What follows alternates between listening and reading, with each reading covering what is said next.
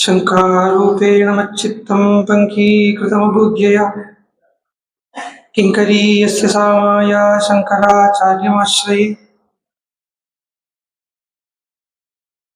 यस्य स्मरणमात्रेण नामभक्तिः प्रजायते तं नमामि यदि श्रेष्ठं बोधेन्द्रं जगतां गुरुं वागीशाद्या सुमनसः सर्वार्थानामुपक्रमे यं नत्वा कृतकृत्या स्युः तं नमामि गजाननम् दोभिर्युक्ता चतुर्भिस्फटिकमणिमयीमक्षमालां ददाना हस्तैनैकेन पद्मं सितमपि च सुखं पुस्तकं चापरेण भासा कुन्देन्दुशङ्खस्फटिकमणिनिभा भासमाना असमाना सा मे वाग्देवतेयं निवसतु वदने सर्वदा सुप्रसन्ना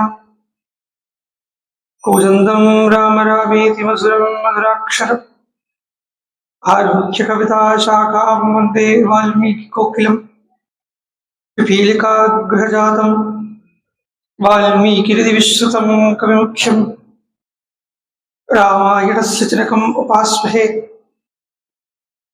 सततं क्षेमाय आञ्जनेयमतिपाटलाडलं काञ्चनाद्रिकमनीयविग्रहं पारिजाततरुमूलासनं भावयामि पापात्मतरम् यत्र यत्र रघुनाथकीर्तनं तत्र तत्र कृतमस्तकाञ्जलिं बाष्पवारि परिपूर्णलोचनं मारुतीं नमत राक्षसान्तकम् वेदवेद्ये परे पुंसि जाते दशरथात्मजे वेदः प्राचेदसादासीत् साक्षात् रामायणात्मना वैदेही सहितं सुरद्रुमतले वहैमे महामण्डपे मध्ये पुष्पकमासने मणिमये वीरासने सुस्थितम् अग्रे वाचयति प्रपञ्चनुद्वे तत्त्वं मुनिभ्यः परं व्याख्यान्तं भरतादिभिः परिवृतं रामं भजे श्यामळम् नमोऽस्तु रामाय सलक्ष्मणाय दिव्ये च तस्यै जनकात्मजायै नमोऽस्तु रुद्रेन्द्रियमानिलेभ्यो नमोऽस्तु चन्द्रार्कमरुद्गणेभ्यः योऽन्तःप्रविश्य मम वाचमिमां प्रसुप्तां सञ्जीवयत्यखिलशक्तिधरस्वधाम्ना अन्यांश्च हस्तचरणश्रवणत्वगादीन् प्राणान् नमो भगवते पुरुषाय तुभ्यम् नयन्ती सङ्कोचं सरसिजरुजं दिक्परिसरे सृजन्ती लोहित्यं नखकिरणचन्द्रार्धगचिता कवीन्द्राणां हृत्कैरवविकसनोद्योगजननी स्फुरन्ती कामाक्ष्याः चरणरुचिसन्ध्या विजिगते त्यक्त्वा सुदुश्चितसुरेप्सितराज्यलक्ष्मीं धर्मिष्ठ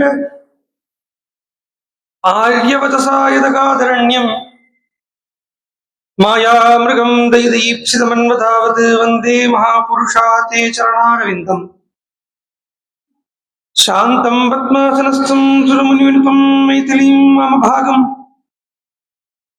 रुद्रादिसुरविनुतं गुरुसार्वभौमं श्रीरामचन्द्रं भजे जानकीकान्तस्मरणं जय जय राम राम।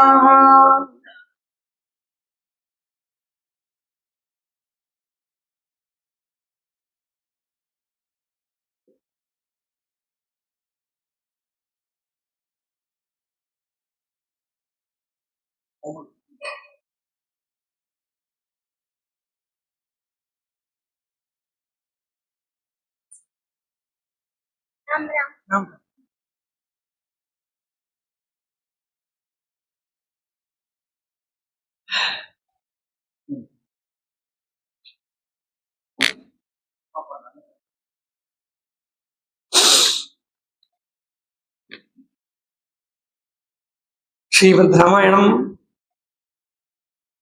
எந்த விதத்திலேருந்து பார்த்தாலும் ஆன்சர் கொடுக்கறதுக்கு உண்டான ஒரு கிரந்தம். கதையா கேட்கறதுக்கு ஒரு ரசம், ரொம்ப ரசம். அதுக்குள்ள இருக்கப்பட்ட விஷயங்களை பார்க்கறது அது அற்புதமா இருக்கு. அத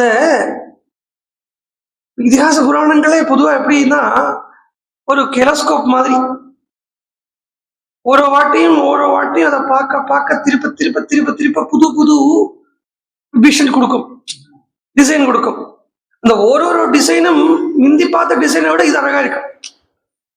அடுத்தது வரப்பட்ட டிசைன் இதை விட அழகா இருக்கும். இப்படி வைச்சித்திரியம் ஆக கூடி இருக்கப்பட்டது 24,000 ஸ்லோகம் தான், 7 காண்டம் தான், 500 சொச்சம் சர்க்கங்கள் தான். கேலோஸ்கோப்பில் அப்படித்தானே 10 கண்ணாடி இருக்கும், 8 முத்து இருக்கும், அவ்வளவுதான்.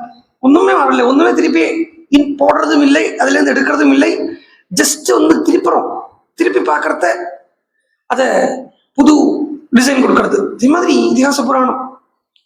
அதுல ராமாயணம் ஆதி காவியம் அப்படின்னு சொல்றதே, காவியம் அப்படின்னு சொன்னாலேயே வாஸ்தவமான ஒரு அர்த்தம் என்னன்னு கேட்டா, காவியம் என்கிறதுக்கு குரு சிஷ்ய சம்வாதம்னே தான் பேரு. காவியம் என்கிறதுக்கு enlightenment, the process of enlightening, உயர்த்தது, ஞான பிரகாசத்தை கொடுக்கறதுக்கு தான் காவியம்னு பேரு. இப்படி ஆதி காவியம் அப்படிங்கிறத, அது ஒரு ராமாயணம் போகக்கூடிய அழகு எப்படி இருக்கும்னா, கேட்டதை சொல்றது கேட்டதை சொல்றது கேட்டதை சொல்றதுன்னே ஆரம்பத்துல இருந்தே எழுதுன்னு இருக்கு.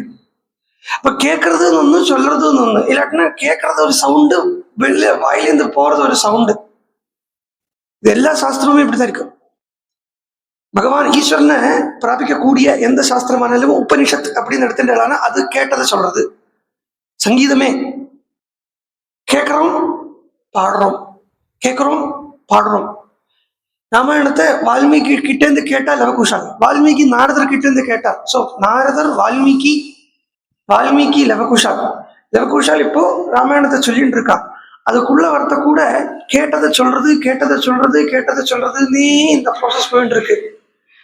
இந்த கேட்டதை சொல்றத, கேட்டது அப்படியே காது வழியா வாய் வழி வந்துடுத்துன்னா சொல்றவனுக்கு, கேட்டவனுக்கும் சரி சொல்றவனுக்கும் சரி அனுபவம் இருக்காது. கேட்கிற விஷயத்த உள்ள மனனம் பண்ணிட்டு தான் வெளியில விடணும்.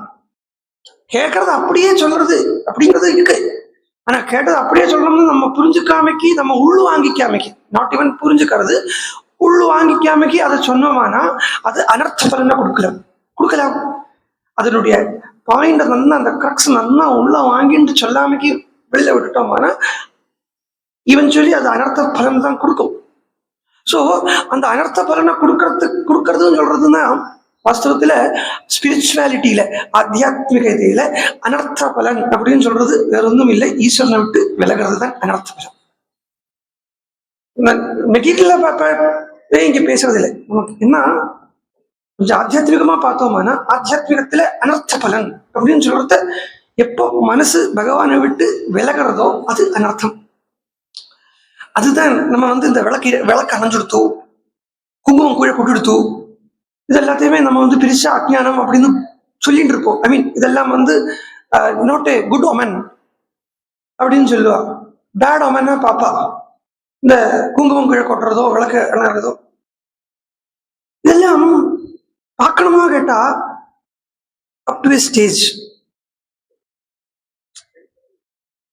பிகாஸ் பிரகிருதியில இந்த மாதிரியான காரியங்கள் எல்லாமே யூஸ்வல் தான்,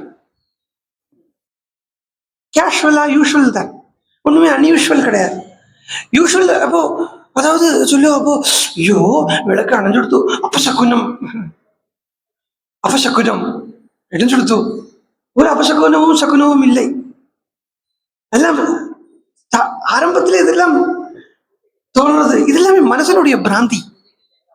பூஜையில தேங்காய் உடைக்கிறது, தேங்காயில என்ன ஒட்டிக்கொள்ளது, அந்த இல்ல அது இல்ல, இந்த அழுகி போடுத்துனா, தேங்காய் அழுகி போயிடுத்துனா அது பூஜைக்கு எடுக்கப்படாது. அது தேங்காய் சொல்லலை, ஆக்சுவலா மனசை தான் அதை சொல்றது. அழுகி இருக்கிற மனசு பூஜைக்கு உதவாது. மனசும் தேங்காய்க்கும் கனெக்ஷன் இருக்கு தெரியுமோ? ஆக்சுவலா சொல்ல போனா நம்மளுடைய இந்த சரீரத்துக்கும் தேங்காய்க்கு ஏன் எல்லா பூஜையிலையுமே தேங்காய்ங்கிற ஏன் தேங்காய் அப்படிங்கிற விஷயத்த எல்லாத்துலயுமே போட்டு யூஸ் பண்றதுக்கு காரணம் என்னன்னா, சரீரத்தை நான் பஞ்ச கோஷமா இருக்கு சொல்லுவேன் இல்லையா? நான் சொல்றது என்ன, உபநிஷத்தை தானே சொல்றது. அண்டமயம், பிராணமயம், மனோமயம், விஞ்ஞானமயம், ஆனந்தமயம் அப்படின்னு 5 கோஷமா இருக்கு. இந்த 5 கோஷம்தான் சரீரம். சரீரமும் சரி, சூக்ஷ்மம் ஸ்தூலம் எல்லாமே இதுக்குள்ள இருக்கு, அடங்கிடாது. பிசிக்கல் பாடிக்கு பார்த்தீங்கன்னா அன்னமயம் இருக்கு, பிராணமயம் இருக்கு. சட்டில் பாடிக்கு பார்த்தீங்கன்னா மனோமயம் இருக்கு, விஞ்ஞானமயம் இருக்கு. இது கோஷம்னு சொல்றது. அன்னமயம் தான் இந்த பாடி. இது அடுத்த கோஷங்கிறது உள்ளுக்கு போக வேண்டாம். What we use to think கோஷங்கிறது இந்த அன்னமயம் அப்படிங்கிறது பெருசா இருக்கு, அதுக்குள்ள பிராணமயம் இருக்கு. இல்லை, அன்னமயம்ங்கிறது அதான் ஸ்டார்டிங். அன்னமயத்துக்கு வெளியில பிராணமயம் இருக்கு, அது அன்னமயத்தை விட பெருசா இருக்கு பிராணமயம். பிராணமயத்துக்கு வெளியில பெருசா மனோமயம் இருக்கு, மனசுங்கிறது ஒரு ஆவரணம் இருக்கு. அந்த மனோமயத்துக்கு வெளியில விஞ்ஞானமயம் அப்படின்னு இருக்கு. விஞ்ஞான மயத்துக்கு வெளியில ஆனந்தமயம் இருக்கு. இதுதான் தேங்காய். தேங்காயில ரிவர்ஸ் ஆர்டர்ல இருக்கு. பார்த்துங்கோ. நல்ல தேங்காய் முதல்ல எடுத்தேன்னா அந்த சகிரியோட இருக்கும் இல்லையா.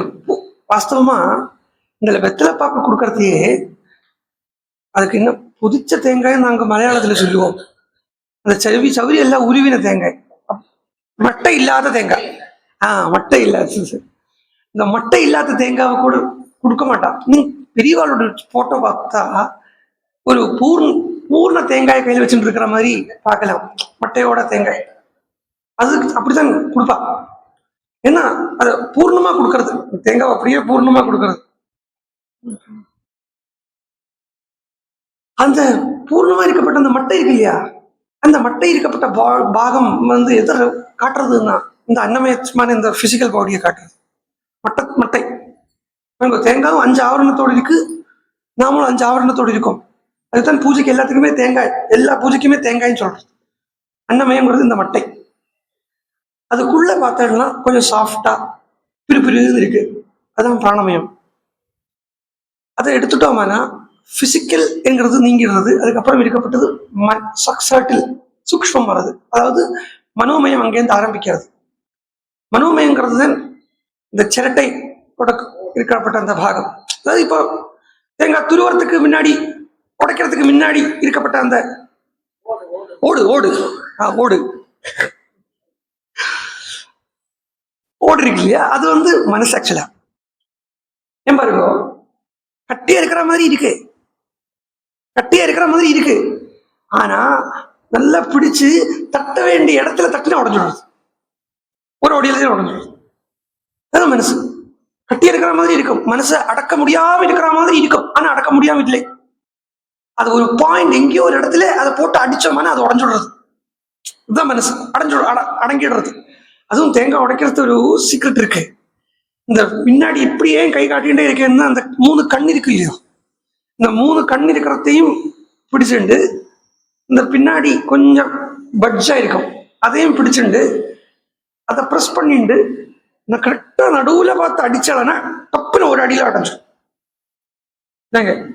எல்லாமே நம்ம அங்க போட்டு இங்க போட்டு பிடிச்சுட்டு இங்க இல்லாம போட்டு அடிச்சோன்னா அது நானா பக்கமா. அது ஆக்சுவலா அது மனசை குறிக்கிறது. அதுக்குள்ள வெள்ளையா இருக்கு இல்லையா, வெள்ளையா இருக்குமே விஞ்ஞானம். அந்த விஞ்ஞானத்தையும் தாண்டி விஞ்ஞானமய கோஷம், அதையும் தாண்டினா உள்ள பூர்ணமா இருக்கு. பூர்ணம் இந்த சென்ஸ் ஆனந்தமா இருக்கு, அது சூன்யமா இல்லை, பூர்ணமா இருக்கு. அந்த ஆனந்தமே திரவிச்சு ஜல ரூபத்தில் இருக்கு, அந்த ஜலமா இருக்கு. இப்படி தேங்காவுமே இந்த பாடி கூட கனெக்டட். ஸோ அழுகின தேங்காவை பூஜைக்கு எடுக்கிறதுங்கிறது இல்லை, அழுகின மனசாக இருந்தா பூஜைக்கு எடுக்கிறது இல்லை. அங்க பூஜைக்கு வழி இல்லை, ஸ்கோப் இல்லை. அப்போ இந்த அஜ்ஞானம், இந்த மாதிரி இந்த லௌகிகத்தில் நடக்கப்பட்ட இந்த மாதிரி இந்த சின்ன சின்ன அஜ்ஞானங்கள் என்ன பண்ணிடும், நல்லதே கெடுக்கிறதுக்கு பார்த்துடும். அதனுடைய தாற்பயம் தெரியாமைக்கு அதை ஃபாலோ பண்றதுங்கிறது அந்த நல்லதுக்கு. இப்போ தேங்காய் பூஜைக்கு உடஞ்சுடுத்து அதுல அழுகல் இருக்கு அப்படின்னா, ஐயோ இனிமே நம்ம பூஜையே பண்ணக்கூடாது போல் இருக்கு அப்படின்னு போதும். விளக்கு அணைஞ்சுடுத்தானே அபசகுரம் சொல்லிட்டு, ஓ விளக்கு அணைஞ்சுடுத்தே ஆரோ சுத்து போறா போல் இருக்கு, இப்படிலாம் கிளப்பி விட்டுருவா. வாஸ்தவம் தானே, போகத்தானே போறா, என்னைக்கிறதாலும் போகத்தானே போறா. அதனால கேட்கறத சொல்றது அப்படின்னு வரத்த, கேட்டதை அப்படியே சொல்லக்கூடாது, கேட்டதை கொஞ்சம் உள் வாங்கிட்டு சொல்லணும். இது பாகவதத்தை சொல்றத பாகவத சுகர் கேட்டதை உடனே சொன்னார் சொல்லலை. கேட்டார், தன்னுடைய அனுபவத்தை அதுல புகுத்தினார். சுகமுகாத்து அமிர்த திரவ சயுதம் அப்படின்னு சொல்றத அபிபத அப்படின்னு அந்த தன்னுடைய அந்த சுவானுபவத்தை அதுல போட்டார். அப்படி சொல்றத அதை கொஞ்சம் உள்ள வாங்கிட்டு தான் வெளில சொல்றார். எல்லாம் உள்ள போயிட்டு வெளில வருது, உள்ள போயிட்டு வெளில வருதுன்னு இருக்கு.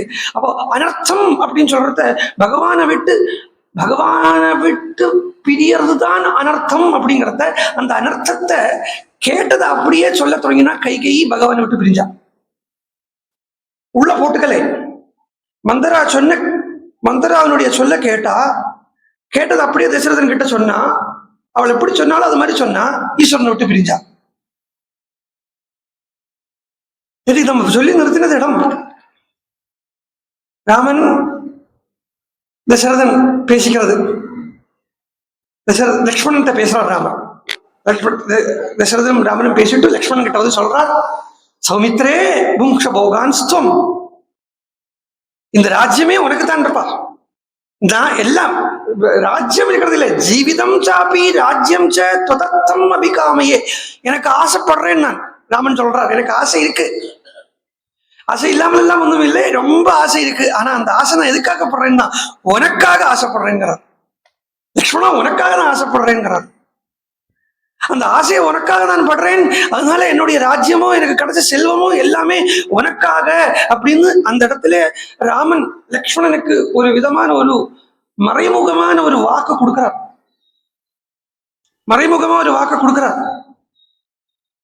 அப்படி சொல்லிட்டு வார்த்த ராமனும் சீதையும் 3 வழியாக இருக்கப்பட்ட 3 மார்க்கம் உள்ள அந்த பதத்தில, ராஜபதத்தில அங்கேருந்து கோவிலுக்கு போய் ரங்கநாதனுடைய கோவிலுக்கு போய் ரங்கநாதன் ஆராதனை பண்ணிட்டு சிஷ்யே நரவராத்மஜா படுத்துண்டார் அப்படிங்கிறதுக்கு பார்த்தோம். அன்னைக்கு கார்த்தாலே ஆச்சு. துஷ்டாவ பிரணதச்சைவ சிரசா மதுசூதனம் விமலக்ஷோம சம்மீதோ வாசயாமாச சத்விஜான் தேஷாம் புண்ணியः கோஷோத கம்பீர மதுரஸ்ததா அயோத்யாம் பூரயாமாச துர்யகோஷானுநாதிதः. அயோத்தியா பூரா கோஷம், துரிய கோஷம் இல்ல, இனிமையான கோஷம் கேட்கறது, வேத கோஷம் கேட்கறது. ராமனும் ஏந்திருந்த உடனே ரங்கநாதன ஸ்தோத்திரம் பண்ணிட்டு ஏந்திருக்கிறார். ரங்கநாதன ஸ்தோத்திரம் பண்ணிட்டு ஏந்திருக்க நேரா போய் ஸ்நானம் பண்ணிட்டு வரார். ஸ்நானம் பண்றது நல்ல வெள்ளை வஸ்திரம் கட்டிட்டு வராருங்கிறார்.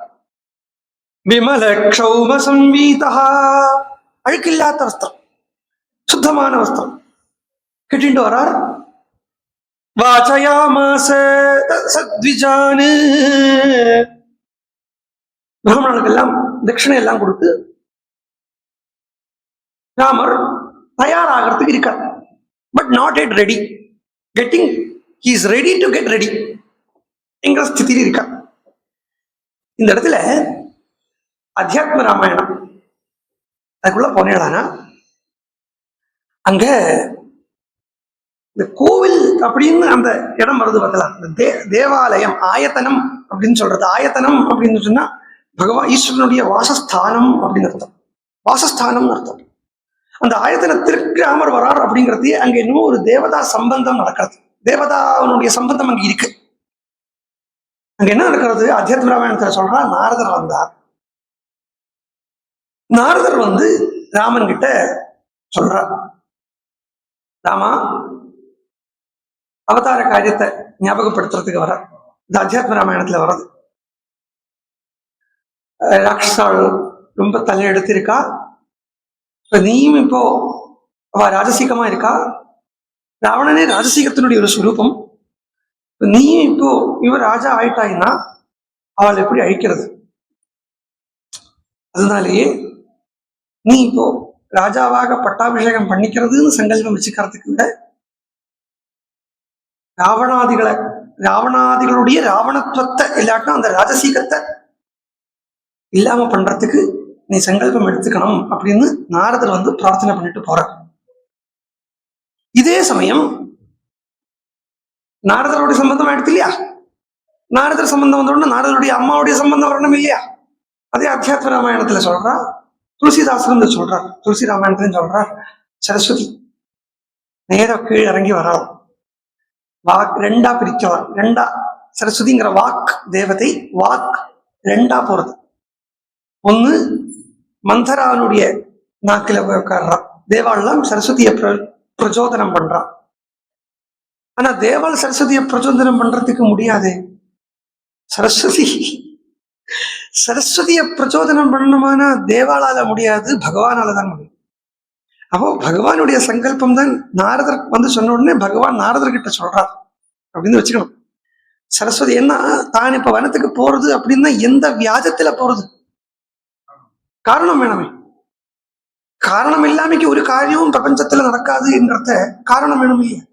அந்த எந்த காரணத்துல போறதுன்னு பகவான் நாரதர் கிட்ட சொல்லி, நாரதர் தேவால்கிட்ட சொல்லி, தேவால் சரஸ்வதி கிட்ட ரிக்வெஸ்ட் பண்றா. அதனால பகவானுடைய பிரேரணையால, பகவானுடைய பிரச்சோதனத்தால சரஸ்வதி பிரச்சோதிக்கப்பட்டா. பிரச்சோதிதாயேன புரா சரஸ்வதி. அப்போ இந்த புரா புரா புரான்னு சொல்றது இதிகாச புராணங்கள்ல புரா புரான்னு வரும். It is not defining any time or space. புரான்னு சொல்றது ஏதோ ஒரு டைமை குறிக்கிறது இல்லை, ஸ்பேஸை குறிக்கிறது இல்லை. எங்கெங்க இதிகாச புராணத்துல புரான்னு வரதோ இன் ஃப்ரண்ட் ஆஃப் அர்த்தம். புராக புரதா அப்படிங்கிறதுக்கே ஃப்ரெண்டுன்னு தான் அர்த்தம், முன்னாடின்னு அர்த்தம். நான் முதல்ல காவியம் ஆரம்பிச்சேனே அதை ஒட்டி சொல்றேன். குரு சிஷ்ய சம்வாதத்துக்கு தான் காவியம் அப்படின்னு இதிகாசிக்கலி அதுக்கு பேரு. அப்ப அந்த இதிகாசிக்கலி சொல்றத புரா அப்படின்னு சொன்னா என்னைக்கோ ஒன்ஸ் அப்பான் எ டைம் அப்படின்னு கதைகள்லாம் ஸ்டார்ட் பண்ணுமே, அந்த மாதிரி புரா இல்லை.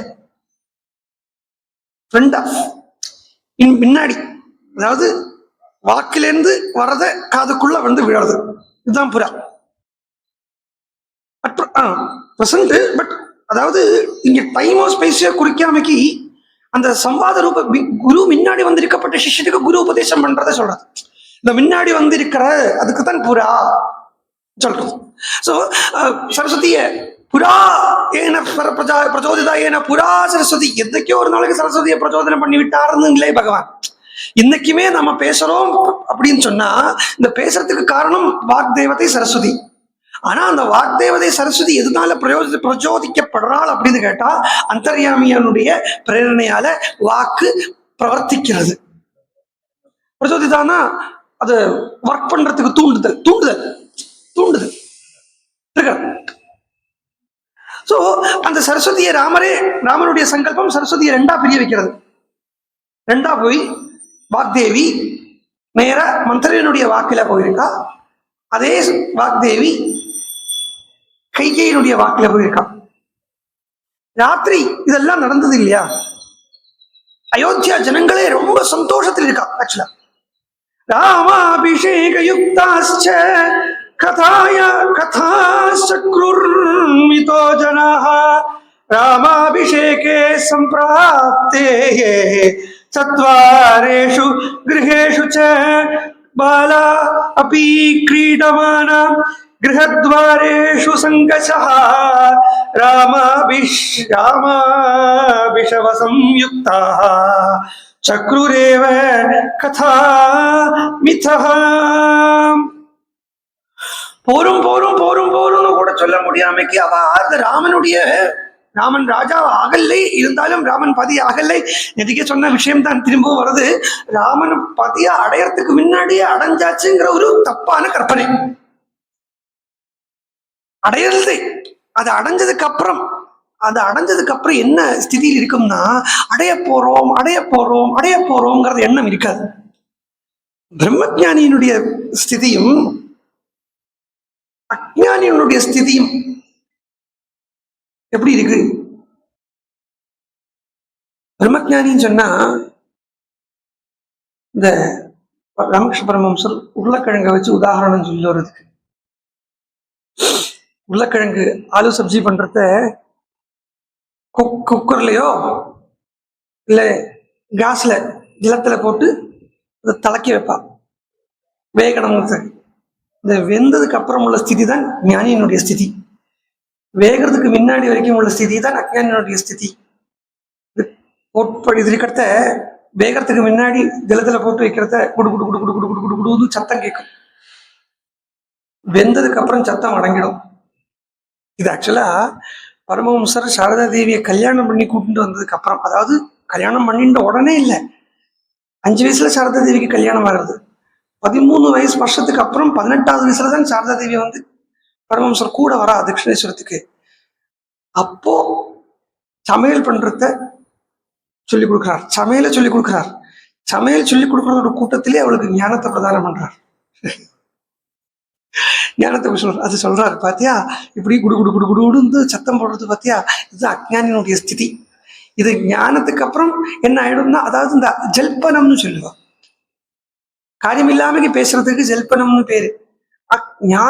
ஞானம் அடைஞ்சதுக்கு அப்புறம், அதை அடைஞ்சு ஆயிடுத்து நானா அப்புறம் அவன் என்ன பேசிட்டு இருப்பேன்னு கேட்டா ஒண்ணுமே பேச மாட்டான், பேசாம இருப்பேன். அர்ஜுனன் கிருஷ்ணன் கிட்ட கேட்கறத கேட்டான் அர்ஜுனன், சிதப்பிரஜ்ஞஸ்ய கா பாஷா, சிதப்பிரஜனுடைய பாஷை என்னது அப்படின்னு கேட்டான். சமாதிஸ்தஸ்ய கேசவா, பகவானால சொல்ல முடியலன்னு சொன்னார். அவ அவளை மாதிரி பேசிட்டு இருப்பா, அவ அவளை மாதிரி இருப்பா. மீன்ஸ் வாட், அவ பேசாம இருப்பா. அந்த பேசாம இருக்குதல் அப்படிங்கிறது தான் ஸ்திதப்பிரஜனுடைய ஸ்திதி. யார போல, ஹனுமான போல. வீரவானர முக்கிய சர்வசாஸ்திர விசாரதா. கேட்டு ஜாம்பவான் சொல்றார் ஹனுமான பார்த்து, எல்லாரையும் விட வீரம் உனக்கு இருக்கு. இவன் 100 யோஜனை போறேங்கிறான், இவன் 10 யோஜனை சொல்றான், இவன் 20 யோஜனை தாண்டுவேன் சொல்றான், இவன் 30 யோஜனை தாண்டுவேன் சொல்றான். இப்படி ஒருத்தனா சொல்லிட்டு இருக்கிறத ஹனுமான் மாத்திரம் ஏகாந்தமாசித்ய அப்படிங்கிறா. அந்த இடத்துல கிஷ்கிந்தாகாண்ட முடிவுல ஏகாந்தமா போய் உட்காந்து தூஷ்ணீம் ஏகாந்தமாசித்ய, பேசாம தூஷ்ணீம்னா சத்தம் போடாம, without making any sound. Hanuman கிம் ந ஜல்பசே, ஏன் ஹனுமன் பேச மாட்டேங்கிறாய், ஒன்றுமே பேச மாட்டேங்கிறே. ஹனுமன் எனக்கு பேசுறது இல்லை, பிகாஸ் பேச்சில காரியம் இல்லை, அதை பண்ணி காட்டுறதுல தான் காரியம். அப்போ இந்த இடத்துல ஜனங்கள் ஜஸ்ட் சொல்றா, என்ன இது ஒரு பூர்ண ஜானியினுடைய ஸ்திதி இல்லை. இது பூர்ண ஜானிக்கும் அஜ்ஞானிக்கும் இதுதான் வித்தியாசம். அடைஞ்சவன் எப்போ அடைவேனோ அப்படின்னு கேட்டு இருக்க மாட்டான். நான் அடைஞ்சாச்சோ அப்படின்னு சொல்லிட்டு இருக்க மாட்டான். ஏன்னா அடைஞ்சாச்சு போல் இருக்குன்னு சொல்ல மாட்டான். இதுக்கு தமிழ்ல ரொம்ப அழகா சொன்னா, புறநானூறுல சொல்றா, கண்டவர் மிண்டிலன் மிண்டவர் கண்டிலன். கண்டவர் மிண்டிலன், கண் பார்த்தவா அடைஞ்சு பார்த்தவான்னா இங்க சாட்சா்காரமானவா. கண்டவர் அப்படிங்கிறதுக்கு நேரம் அப்படியே பத்தப்பட்டா சாட்சா்காரமானவா. மிண்டிலன் பேச மாட்டா, வாய திறக்க மாட்டா, அது அனுபவம் அப்படியே அனுபவிச்சுட்டு இருப்பா. ஏன்னா வாயை திறக்கிறதுக்கு இவாளுக்கு எங்க வாய் இருக்கு, you don't have any voice அப்படின்னு நம்ம சொல்றத, அது ஒரு ஞானியே சொல்றது. அவனுக்கு வாய்ஸ் இல்லைன்னா அவன் பேசாம இருக்கிறது, அவனால அதுதான் முடியும். மிண்டவர் கண்டிலன், பேசிட்டே இருக்கான் இல்லையா, அவன் பார்க்கலன்னு அர்த்தம். பார்க்கல, எப்ப பாப்பேனா, பார்த்தாச்சு, நான் ஞானி, செல்ஃப் டிக்ளைன்ட் ஞானி சில இருக்கா இல்லையா, நிறைய. அது இந்த காலத்துல ஆன்லைன்லயே ஞானத்தை சம்பாதிக்கிறவா இருக்கா.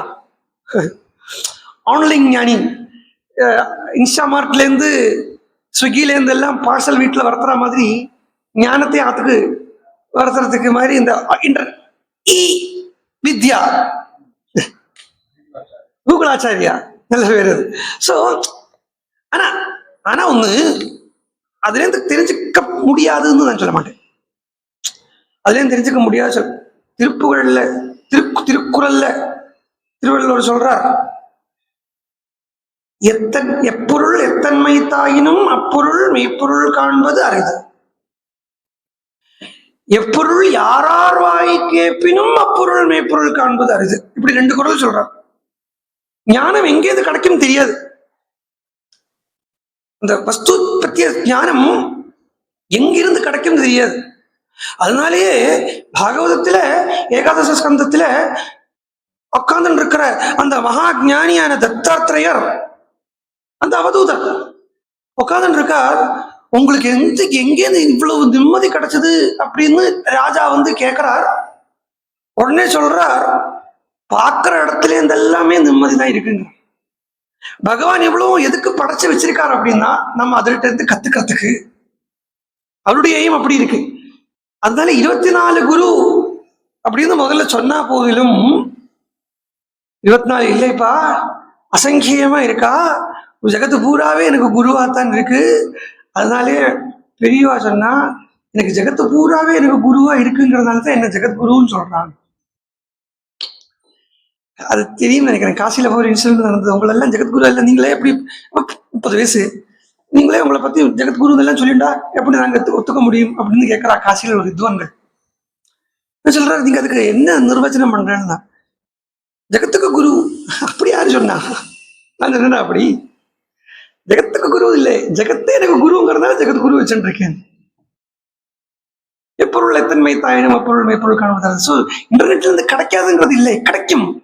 ஆனா அதுல இருந்து பார்த்து கொஞ்சம் ஏதோ தெரிஞ்சது உடனே நான் எல்லாத்துக்கும் மேல போயாச்சுங்கிற அந்த அல்ப ஞானம் தான் ஆபத்து. அதனால ஜனங்கள் ரொம்ப பேசிண்டே இருக்கா ராத்திரி பூரா, அந்த பக்கம் இந்த பக்கம். விளையாட்டுல கூட இதுதான்டா ராமன், நீ சிம்மாசனத்துல உட்கார்ற மாதிரி உட்காரு, நான் சொல்றேன். ஆனா அந்த பாவம் நல்லா இருக்கு, இல்லையே சொல்லவே முடியாது. ஆனா பாவம் எப்பவுமே எப்ப வரணும்? பூர்ண ஞானத்துக்கு அப்புறம் பாவம். இந்த ஞானத்தோடு இருக்கப்பட்ட பாவம் தான் பரிமளிக்கும். பாவம் ஞானத்தோடு இருக்கப்பட்ட பக்தி, பக்திக்கு மேல பாவம் அப்படி சொல்றது. இந்த ஞானத்தோடு இருக்கப்பட்ட பாவம் தான் பரிமளிக்குங்கிறத அடைஞ்சதுக்கு அப்புறம், முதல் நாளே சொன்ன மாதிரி அந்த அடைஞ்சதை ஒரு திரை போட்டு மூடிட்டு அதுக்கு மேல அந்த பாவத்தை அனுபவிச்சா அது தங்க புஷ்பத்துக்கு சுகந்தம் வந்த மாதிரியான ஒரு அனுபவம் இருக்கு. அப்படி ஜனங்கள் எல்லாம் அலங்காரங்கள் எல்லாம் பண்ணிட்டு, ஊருக்கும் அலங்காரத்தை பண்ணி தனங்களும் அலங்காரம் பண்ணிட்டு, ராமன் இப்படி வருவர், ராமன் அப்படி வருவர், ராமன் இப்படி வருவர்னு அவளுக்கு உண்டான ஒரு கற்பனையில, ராம விஷயமான கற்பனைங்கிறதுனால வீண் போகலை, அதுதான் சத்தியம். ஆனாலும் அந்த கற்பனை அப்படிங்கிறது இப்படி வருவரோ அப்படி வருவரோ அப்படிங்கிற அந்த ஒரு எக்ஸைட்மெண்ட், ஈவன் தோ அது பகவத் விஷயத்துல ஒரு எக்ஸைட்மெண்டாக இருந்ததுனாலேயே அந்த எக்ஸைட்மெண்ட்டும் துக்கத்துக்கு காரணமா போயிடுது. அனுத்ததமானா வித்வான் தர்மாத்மா பிராத்ருவத்சலஹ சிராய பவிதா கோப்தா திருஷ்ட லோக பராவரஹ. கோப்தாவா இருக்கார் ராமன், பிராத்ருவத்சலஹ. அந்த ராஜா தசரதன் க்ஷேமமா இருக்கட்டும், ஜனங்கள் தசரதனுக்கு ஆசீர்வாதம் பண்றா. சிரஞ்சீவது தர்மாத்மா ராஜா தசரதோ நகஹ யத் பிரசாதேனாபிஷிக்தம் ராமம் ரக்ஷ்யாமஹே வயம். அவருடைய பிரசாதத்தாலேயோ ராமன் நமக்கு கிடைக்கிறது, எல்லாமே சத்தியம்தான் அப்படின்னு சொல்லிட்டு இருக்கிற வேளையில ஜனங்கள் எல்லாம் ராத்திரி ரொம்ப ஆலோல கல்லோலப்பட்டு ஆஹ்லாதிச்சுண்டு இருக்கிற சமயம் ஒரு எப்பவுமே அயோத்தியா இப்படித்தான் இருக்கும். அயோத்தியா என்னைக்குமே இப்படித்தான் இருக்கு, ஒரு குதூகலமா தான் இருக்கு. ஆனா எதுவும் ஒரு எக்ஸ்ட்ரா ஒரு குதூகலம் அயோத்தியாவுக்கு இருக்கே அப்படிங்கிறத என்னது அப்படின்னு பாக்குறதுக்கு, ஞாதிதாசி யதோ ஜாதா கைகேயாது சகோஷிதா பிராசாதம் சந்திர சங்காசம் ஆருரோக எதிர்ச்சயா. வந்துட்டார் வால்மீகி. இங்க எதிர்ச்சையாங்கிறது முதல்ல சரஸ்வதியை பிரச்சோதனை பண்ண ராமனுடைய இச்சையா.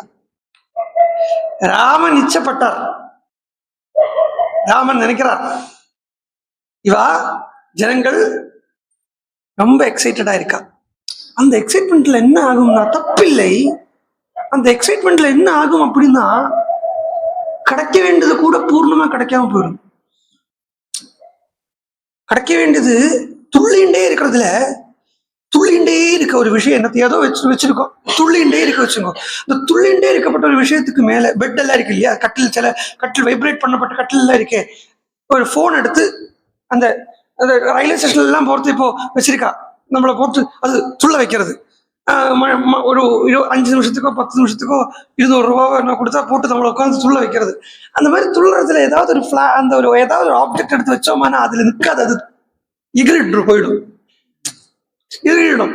அதே மாதிரி இவளுடைய அந்த மனசும் சரி, இவளுடைய எண்ணங்களும் சரி துள்ளறது. அந்த துள்ளறத்தை அதை கொஞ்சம் அமுக்கிட்டு தான் அந்த பூர்ண வஸ்துவ ராமனால் அதுக்கு மேல ஏறி உட்காரணும். அந்த துள்ளறத்தை உட்கார்ந்தா சில பேர் ராமனுமே துள்ளி போயிட்டாங்க. துள்ளறா இந்த மனசு துள்ளறது, இந்த மனசு நிதானத்துல இல்லை. பேசிக்கலி அதுதான் விஷயம். நிதானத்துல இல்லாத ஸ்திதியில பிரம்மஜானமே கிடைச்சாலும் அது பிரம்மஜானமா தோணாது. அதுக்கு ராமன் சங்கல்பிச்சுக்கிறார், போ மந்திரே போ, ஏறு பிராசாதம் ஏறு.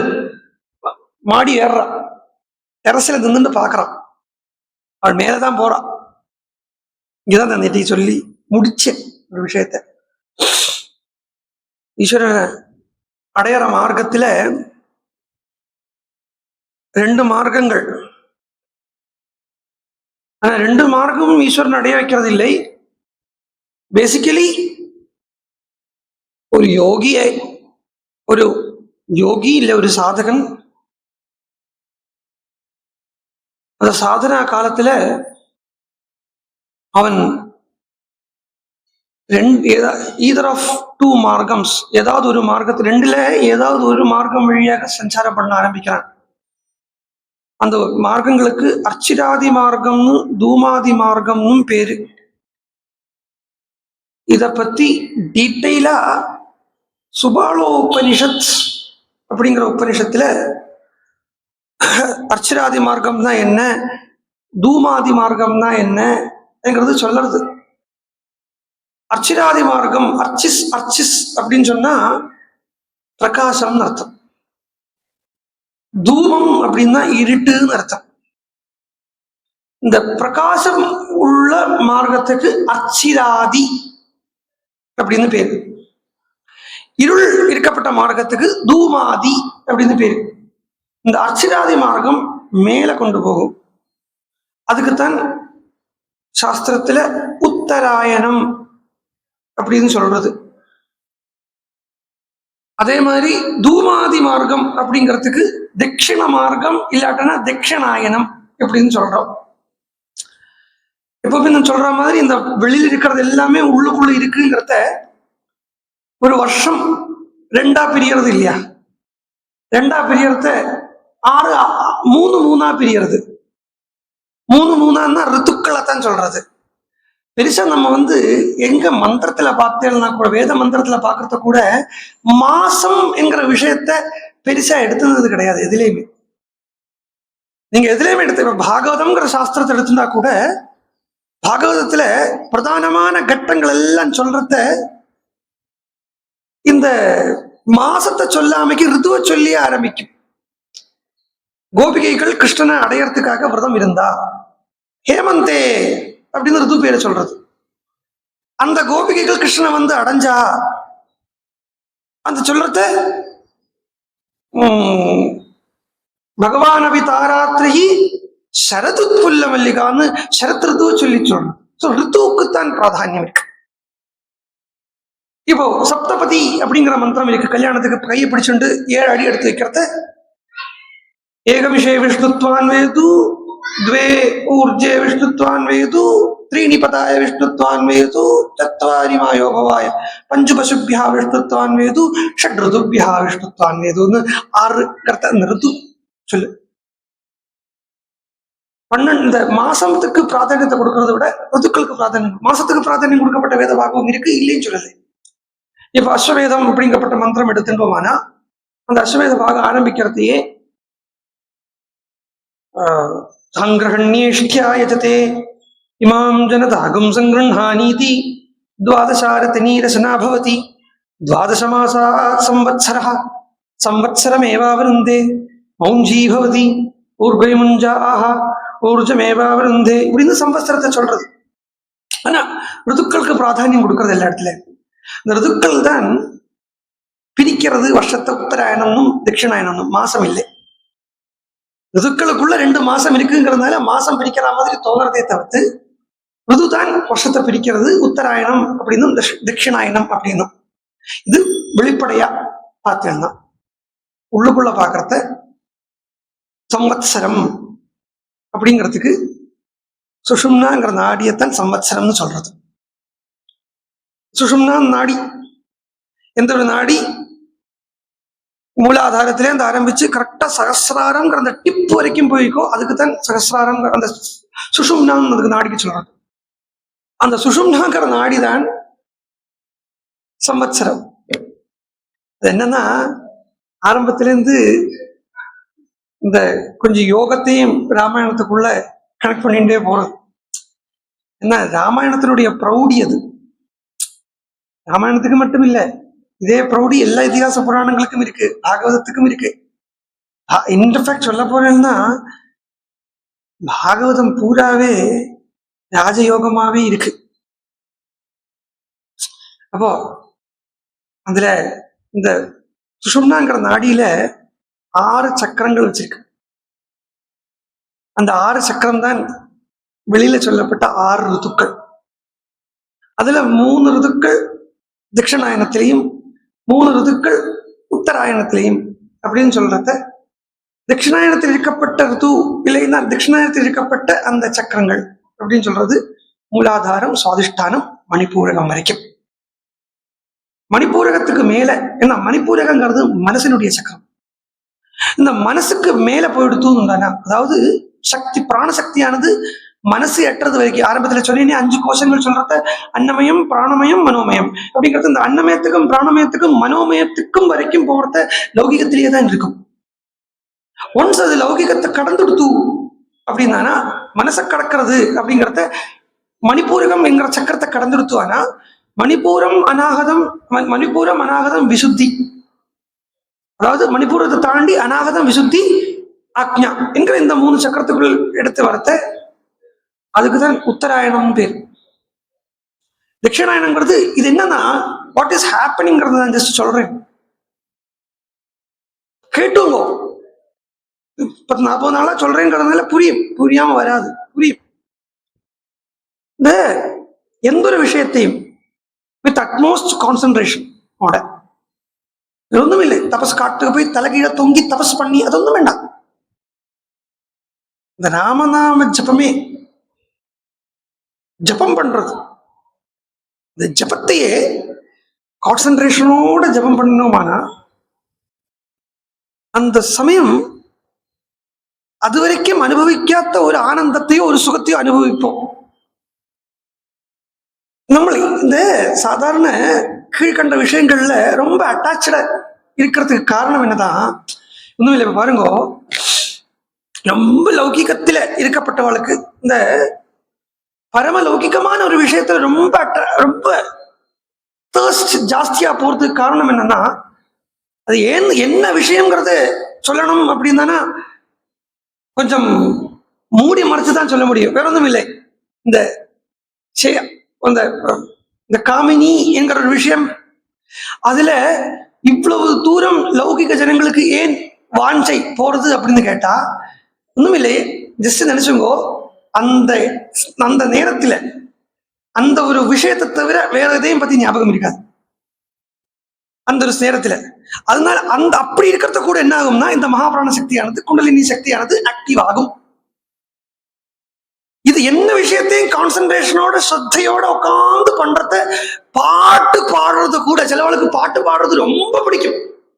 பாட்டுன்னு வந்துட்டு தானே பசி இருக்காது, தாகம் இருக்காது, தூக்கம் இருக்காது. அது ஏன்னா அந்த பாட்டு பாடுறத என்னமோ ஒரு இனம் புரியாத ஒரு புதிய ஒரு சந்தோஷத்தை அனுபவிக்கிறது. அந்த இனம் புரியாத சந்தோஷம் வேறொன்னும் இல்லை, உள்ள இந்த மூலாதாரத்திலிருந்து மகாபிராண சக்தி கிளம்பிருக்கு.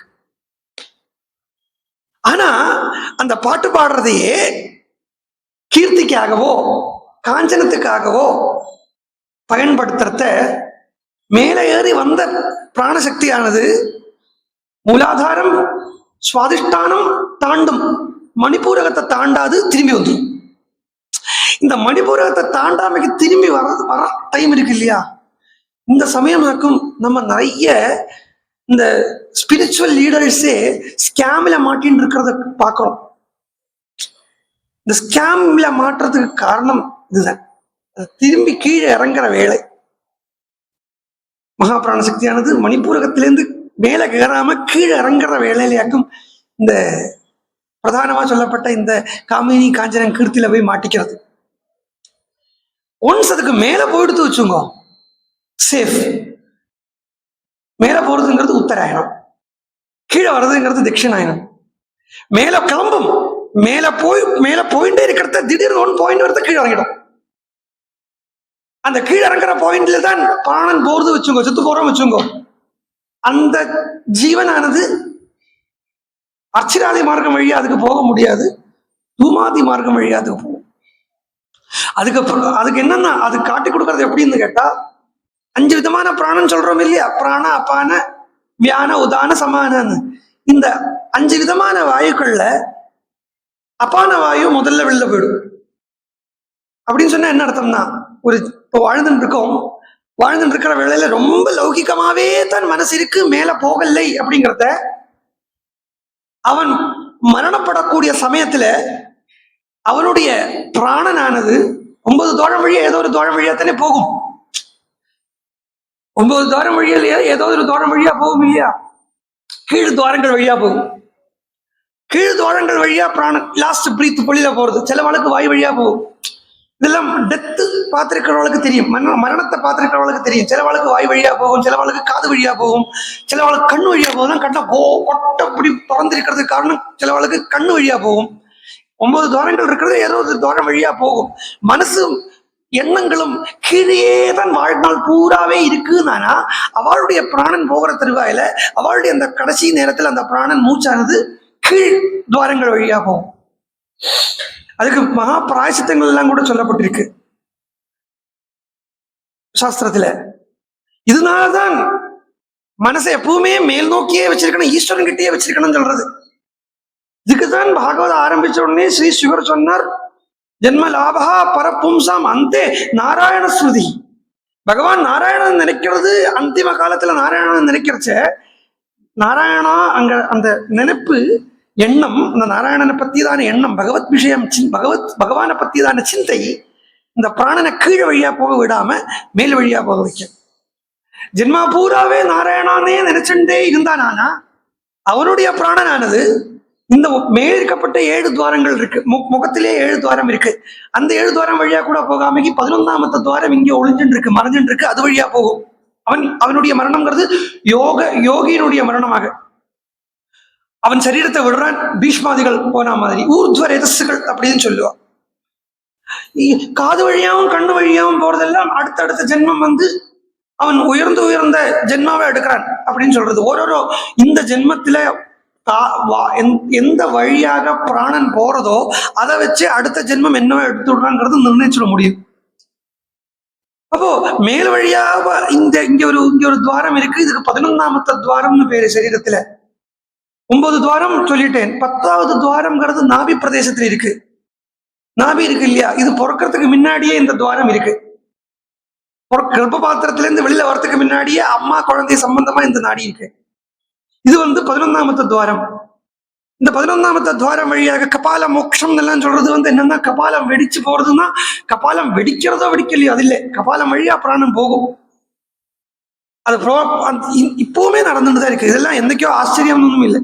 தியாகராஜ சுவாமிகள் உட்பட கபாலம் வழியாத்தான் பிராணம் போறதுன்னு சொல்றான். இங்க இருக்காரு பாலகிருஷ்ண சுவாமிகள், பாலகிருஷ்ணானந்த எதிகள் சமாதி, அவருக்குமே அப்படித்தான் சொல்லப்படுறது. அவர் டே எல்லாம் குறிச்சு வச்சாரு. இந்த பக்கம் சமாதி இருக்கு இல்லையா, எல்லாம் டேட் எல்லாம் குறிச்சு வைக்கிறார். சிஷ்யா 4-5 பேர் சிஷ்யா உட்கார்ந்துட்டு இருக்கா. உடனே ஒருத்தர் வெளியூர்ல இருந்து வரார். அவர் வந்து உடனே என்னத்துக்கு தேதி குறிக்கிறார் சாமிகள் அப்படின்னு கேட்டா, இல்லை சாமிகள் வந்து சமாதியாக போறார், அதுக்கு தேதி குறிக்கிறார். ஒரு ஊர்ல இருந்து ஒரு ஊருக்கு கிளம்பி போற மாதிரி சொல்றார். சாமிகள் சமாதிக்கு தேதி குறிச்சுட்டு இருக்கார். சொன்னாராம், வாஸ்தவமா தீபாவளி அன்னைக்குத்தான் ஓணம், ஆனா பாரு தீபாவளி அன்னைக்கு இந்த நியூஸ் வந்துருத்தானே யாருக்கும் தீபாவளி கொண்டாட முடியாது. பத்தியா ஆராதனை எப்போ வருது? பாலகிருஷ்ணனுக்கு சித்திரையில வருது. ஓ, அப்படி ஒரு தேதி குறிச்சு வச்சு தெரியும் அவளுக்கு. இதுதான் பீஷ்மர் பண்ணார். அவர் வாஞ்சிதஸ்து உத்தராயணகான்னு சொல்றத தன்னுடைய பிராணனை கீழே போகவே விடாமைக்கு மேல மேல மேல மேல மேல மேல கொண்டு போறார். மாசத்தை வச்சு கணக்கு பாக்குறதுங்கிறது அது பிசிக்கல் தானே. உத்தராயணம் தட்சிணாயணம்னு வெளியில வருஷத்தை வச்சு மாத்திரம் பார்த்தா அது ஜஸ்ட் பிசிக்கல் தானே. உத்தராயண புண்ணிய காலம் சொல்றோம், ஆனால் அது பிசிக்கல் தானே. பிசிக்கலா மாத்திரம் இருக்கப்படாது இல்லையா, சட்டிலாவும் இன்னும் இருக்கும் இல்லையா, இருக்கணும். அப்படி அந்த உத்தர மார்க்கம், மேல போகிற மார்க்கத்துக்கு உத்தர மார்க்கம் பேரு, கீழே போகிற மார்க்கத்துக்கு தட்சிண மார்க்கம் பேரு, தூமாதி மார்க்கம் சொல்லுவாங்க. இந்த தூமாதி மார்க்கத்துல ஆக போட்டு போயிட்டா மந்தரை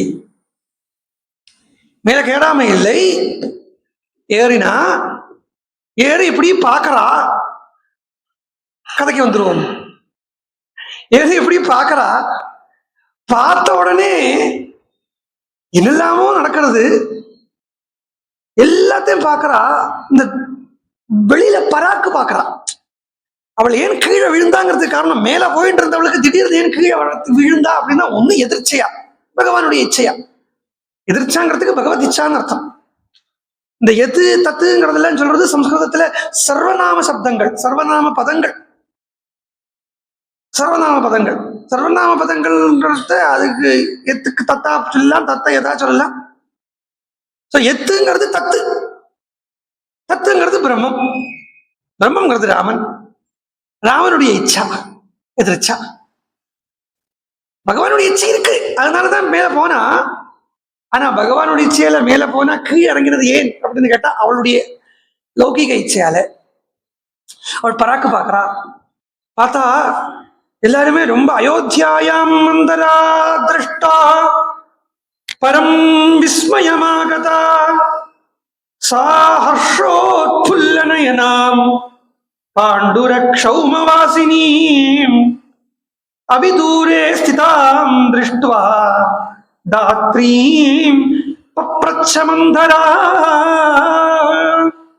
ரொம்ப மேலகர் நிக்கிறா, மேலகர் நிக்கிற ஒருத்தி பாக்குறா. அவள் பார்த்து அபிதூரே, ரொம்ப தூரத்துல இல்லாம ஆனா பக்கத்திலேயும் இல்லைங்கிற ஒரு ஸ்திதியில் இருக்கிற ஒரு தாத்ரிய பார்த்து கேக்குறா, என்ன இது? ராமமாதா தனம் கிம் நூ ஜனேப்யா சம்பிரயச்சதி. ராமமாதா ஜனங்களுக்கு ஏன் பைசாவை கொடுக்கறா? ராமமாதா எல்லாருக்கும் இது எல்லாமே ஏன் கொடுக்கறா பாருங்க. பைசாங்கிறதுல தனம் அப்படிங்கிறதுல காஞ்சனத்துல ஆசை வந்துருத்து பார்த்தலா. மேல ஏறி போயிட்டு இருக்கிற ஜீவன் என்ன சொன்னேன், காஞ்சனத்திலேயோ காமினியிலயோ கீர்த்தியிலயோ ஆசை வந்துருத்தோ தானா அது கீழே இறங்கிடும் அப்படின்னு சொன்னேன் இல்லையா. இப்ப காஞ்சனத்தை பார்த்து கண்ணு பாக்குறது பாருங்க. அயோத்தியாவை பார்த்தவளுக்கு அயோத்தியால என்ன நடக்கிறது தெரியறதுன்னா காஞ்சனத்தின் மேல கண்ணு போய் படுறது, தனத்துக்கு மேல கண்ணு போய் படுறது. இந்த தனமே இவள் கொடுக்குறா அப்படிங்கிறதுல அவனுடைய திருஷ்டி போய் உடனே உடனே வால்மீகி பகவான் பிரமாணத்தை தந்துருவார், எவிடன்ஸை தந்துருவார். அவள் கேட்கறது என்னன்னா, இவள் கௌசல்யா ஏன் எல்லாருக்கும் தனத்தை கொடுக்குறா, தனத்தை ஏன் இவள் கொடுக்குறான், காஞ்சனத்து மேல திருஷ்டி பதிஞ்சு கொடுத்து. அதனாலேயே சொன்னா இதை அவளுக்கு எல்லாருக்கும் ராமனுக்கு பட்டாபிஷேகம் பண்ண போறாளாம். அந்த சந்தோஷத்துல கௌசல்யா எல்லாத்தையும் தியாகம் பண்ணறா. ராமனுக்கு பட்டாபிஷேகம் பண்ண போறாங்கிறதுனாலயே கௌசல்யா தியாகம் பண்றா. என்ன இந்த தியாகத்தை தான் பட்டாபிஷேகம் பண்ண வைக்கும். வஸ்துக்கள் மேல் இருக்கப்பட்ட விஷய வாசனா தியாகம் தான் ராமன ஹிருதயத்துல உட்கார வைக்கும். அதனால அவள் தியாகம் பண்றா. சொன்னோம்னு இவளால பார்த்தது பொறுக்க முடியல, இந்த காஞ்சனத்தின் மேல ஆசை வந்துடுது. அதனாலேயே அந்த காஞ்சனத்தின் மேல ஆசை வந்தா எப்படி மகாபிராண சக்திங்கிறது கீழேந்து மூலாதாரத்திலேருந்து கிளம்பி சுவாதிஷ்டானம் தாண்டி மணிப்பூரகம் வந்தாலும் திருப்பி கீழே இறங்கிடுவோம். அதே மாதிரி மேல வந்தவள், பிராசாதத்துக்கு மேல வந்தவள் கைலாச சிகராத்து, கைலாச சிகராக்காதாது பிராசாதாத்து அவரோகத, கீழே இறங்கிட்டோம், கீழே இறங்கிடுது. இதுதான் தூமாதி மார்க்கம். பகவான் விட்டு பிரியறா. பகவான் விட்டு அவள் பிரியறது மட்டும் இல்லை, இவளுக்கு இதுதான் அஜ்ஞானித்துவம். இந்த அஜானித்துவத்தினுடைய சுபாவம் எப்படின்னா, அவா பகவானை விட்டு பிரியறது மாத்திரம் இல்லை, கூட இருக்கிறவளே பகவானை விட்டு பிரிச்சுடுவான். கொஞ்சம் ஏதோ ஆத்தியாத்மிகமா, கொஞ்சம் ஏதோ ஸ்பிரிச்சுவாலிட்டியா ஒருத்தன் இருக்கான் அப்படின்னா, அந்த ஸ்பிரிச்சுவாலிட்டியா இருக்கப்பட்டவனை கூட கெடுத்து விட்டுடுவா. புத்திக்குள்ள விஷத்தை போட்டுடுவா. விஷத்தவே போட வேண்டாம், சம்சயத்தை உருவாக்கிடுவா. சம்சயம் போட்டு விட்டுருவா. அவன் ஸ்தித பிரச்சனை இல்லாம போனா இவ சொல்ற டவுட்டை கேட்டு அவனுக்குமே குழம்பல் ஆரம்பிச்சிடும். இந்த இந்த கொஞ்சம் ஸ்பிரிச்சுவலா இருக்கப்பட்டவன் கூட அவனும் காஞ்சனத்துக்கோ காமினிக்கோ கீர்த்திக்கோ வேண்டி பகவான் ஆசிரிக்கிறான். ஆனா இவா சொல்லப்பட்ட இந்த அஜ்ஞானிகள் சொல்லப்பட்ட கேள்விகளும் சந்தேகங்களும் அவனையும் குழப்பி முழு நாஸ்திகனா பண்ணி கண்ணை கட்டி காட்டுல விட்டா மாதிரி பண்ணி விட்டுரும். இதுதான் கைகேயிக்கு நடக்கிறது. ஏன்னா கைகேயா து சகோஷிதா அப்படிங்கிறத பாருங்கோ. ராமாயணத்துல நடக்கப்பட்ட ஒரு இன்சிடென்ட்டுக்கு பல ரீசன் உண்டு. இன்னைக்கு இந்த ரீசன் சொல்றேன்னு சொல்லிட்டு இதுதான் ரீசன் அப்படின்னு நான் சொல்ல மாட்டேன். ஒரு வியூ பார்த்தீங்களானால் கைகேயி பரதனை பரீட்சை பண்றாள் அப்படின்னு ஒரு வியூ இருக்கு. கைகேயிக்கு ராமன் மேல ரொம்ப பக்தி இருக்கு. பக்தி இன் சென்ஸ் ரொம்ப பிரியம் இருக்கு. அப்போ பரதன் ஒரு கால் ராமனை வஞ்சனை பண்ணி ராமன் கிட்டேந்து சொத்தை அபகரிச்சுடுவனும் அப்படின்னு ஒரு டெஸ்ட் பண்ற மாதிரியும் இந்த இந்த இன்சிடென்ட் சொல்லப்படுறது. அதுவும் நான் டிக்ளைன் பண்றது இல்லை. ஹூ ஆம் ஐ டு டிக்ளைன்? நான் யார் அதை இல்லாம சொல்றதுக்கு? வால்மீகி சொன்னது. அதனால ஒன்னையுமே தள்ள முடியாது, எல்லா காரணத்தையும் நம்ம எடுத்துக்கணும். பட் இங்க இப்ப என்ன சொல்றோம் அப்படின்னா, அஜ்ஞானியா இருக்கப்பட்ட கைகேயி கூட இருந்ததுனாலேயே, மந்தரை கூட இருந்ததுனாலேயே, ஏன்னா கைகேயாத்து சகோஷிதான், கைகேயி இவ கூட தான் கைகேயி வந்திருக்கா, இல்லை கைகேயி கூடவே வந்தவள் இவள் அப்படின்னு சொல்றத, கைகேயி ஒரு சாதாரண ஜீவன். சாதாரண ஒரு ஜீவன் கூட கூட பொறுப்பே என்னது கேட்டா ரெண்டு விஷயம் சொல்றது. ஒன்னு அஜ்ஞானம், இன்னொன்னு மிருத்யு. மரணத்தையும் அஜ்ஞானத்தையும் சகோதராளா சொல்றது நமக்கு பிறக்கிறத. மரணமும் சரி அஜ்ஞானமும் சரி. இது இந்த சம்ஸ்கிருதத்தில் ஆதிசங்கராச்சாரியாருடைய சினிமா ஒன்று வந்தது. அந்த சினிமால ரொம்ப கிளீனா இதை பிக்சரைஸ் பண்ணிருப்பா. ஆச்சாரியாளுக்கு சகோதரால் இருக்கான்னு சொல்லி, அந்த சகோதரால ஒன்று வந்து அஜ்ஞானமாகவும் இன்னொன்று மிருத்யுவையும் சகோதராலா காட்டும். அஜ்ஞானத்தையும் மிருத்யுவையும் சகோதராலா காட்டும். எப்போ ஆச்சாரியால் சந்நியாசம் அப்படின்னு ஸ்வீகரிச்சுட்டாரோ அப்போ அந்த அஜ்ஞானம்ங்கிற அந்த சகோதரன் போயிட்டான். அதுக்கப்புறம் மிருத்யுங்கிறது கூடவே இருந்துட்டு இருந்தது. எப்போ பகவத் பாதாள் குரு ஆசிரியம் பண்ணி அந்த கோவிந்த பகவத் பாதாள் ஆசிரியிச்சாரோ அப்போ இந்த மிருத்யுங்கிறதும் அவரை விட்டு போயிடுதோ அப்படின்னு சொல்லி காட்டுறது. ஸோ அது மாதிரி கூட பொறுக்கிறது ஒன்று. ஏன்னா கைகை கூட வந்திருக்கிறவள் இந்த மந்தராங்கிற ஞானம். அப்படி இப்படி பார்க்கறத அவளுடைய இன்ஃபுளுன்ஸால, அந்த அஜ்ஞானத்தினுடைய இன்ஃபுளுன்ஸால, இவந்தோ ராமன் மேல அதீவமான பிரியம் கைகைக்கு இருந்த போதிலும் ஒண்ணு கண்ணை மறைச்சுடுத்து.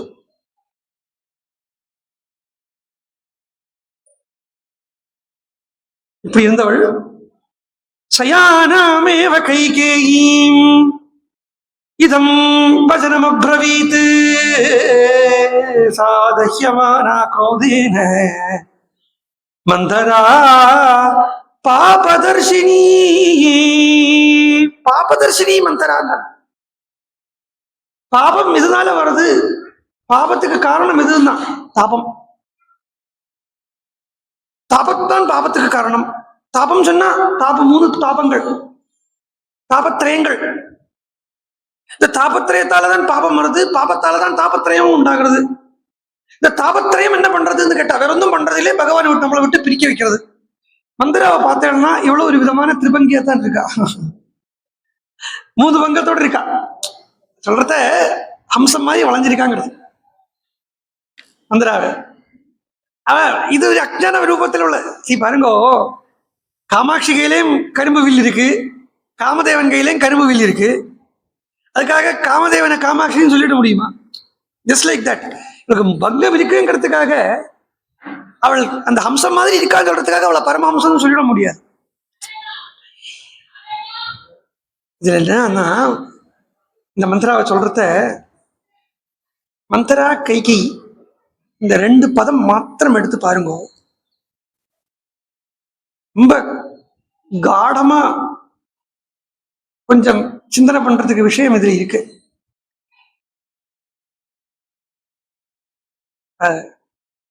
இங்க சொல்லாம வேற எங்க சொல்ல. சங்கீத சாஸ்திரத்துக்கும் இதுக்கும் சம்பந்தம் இருக்கு, சப்த சாஸ்திரத்துக்கும் இதுக்கும் சம்பந்தம் இருக்கு. அவள் பேர் என்னன்னா கைகேயின்னு பேரு. கேகி கேகி அப்படிங்கிறது மயிலுக்கு ஒரு பேர்.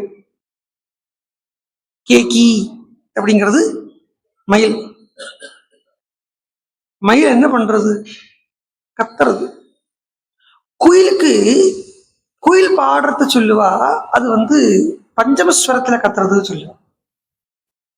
பஞ்சமஸ்வரத்துல தான் குயில் கத்துறது, குயில் பாடுறத சொல்லுவா. ஆனா மயில் கூவுறதுன்னு தான் சொல்றோமே வழிய மயில் பாடுறதுன்னு சொல்றது இல்லை. ஈவன்தோ மயிலுடைய சப்தம் பாடுற மாதிரி இருந்தா கூட சில சமயம் அது சில வாழ்க்கை அரோஜகமா கூட இருக்கு.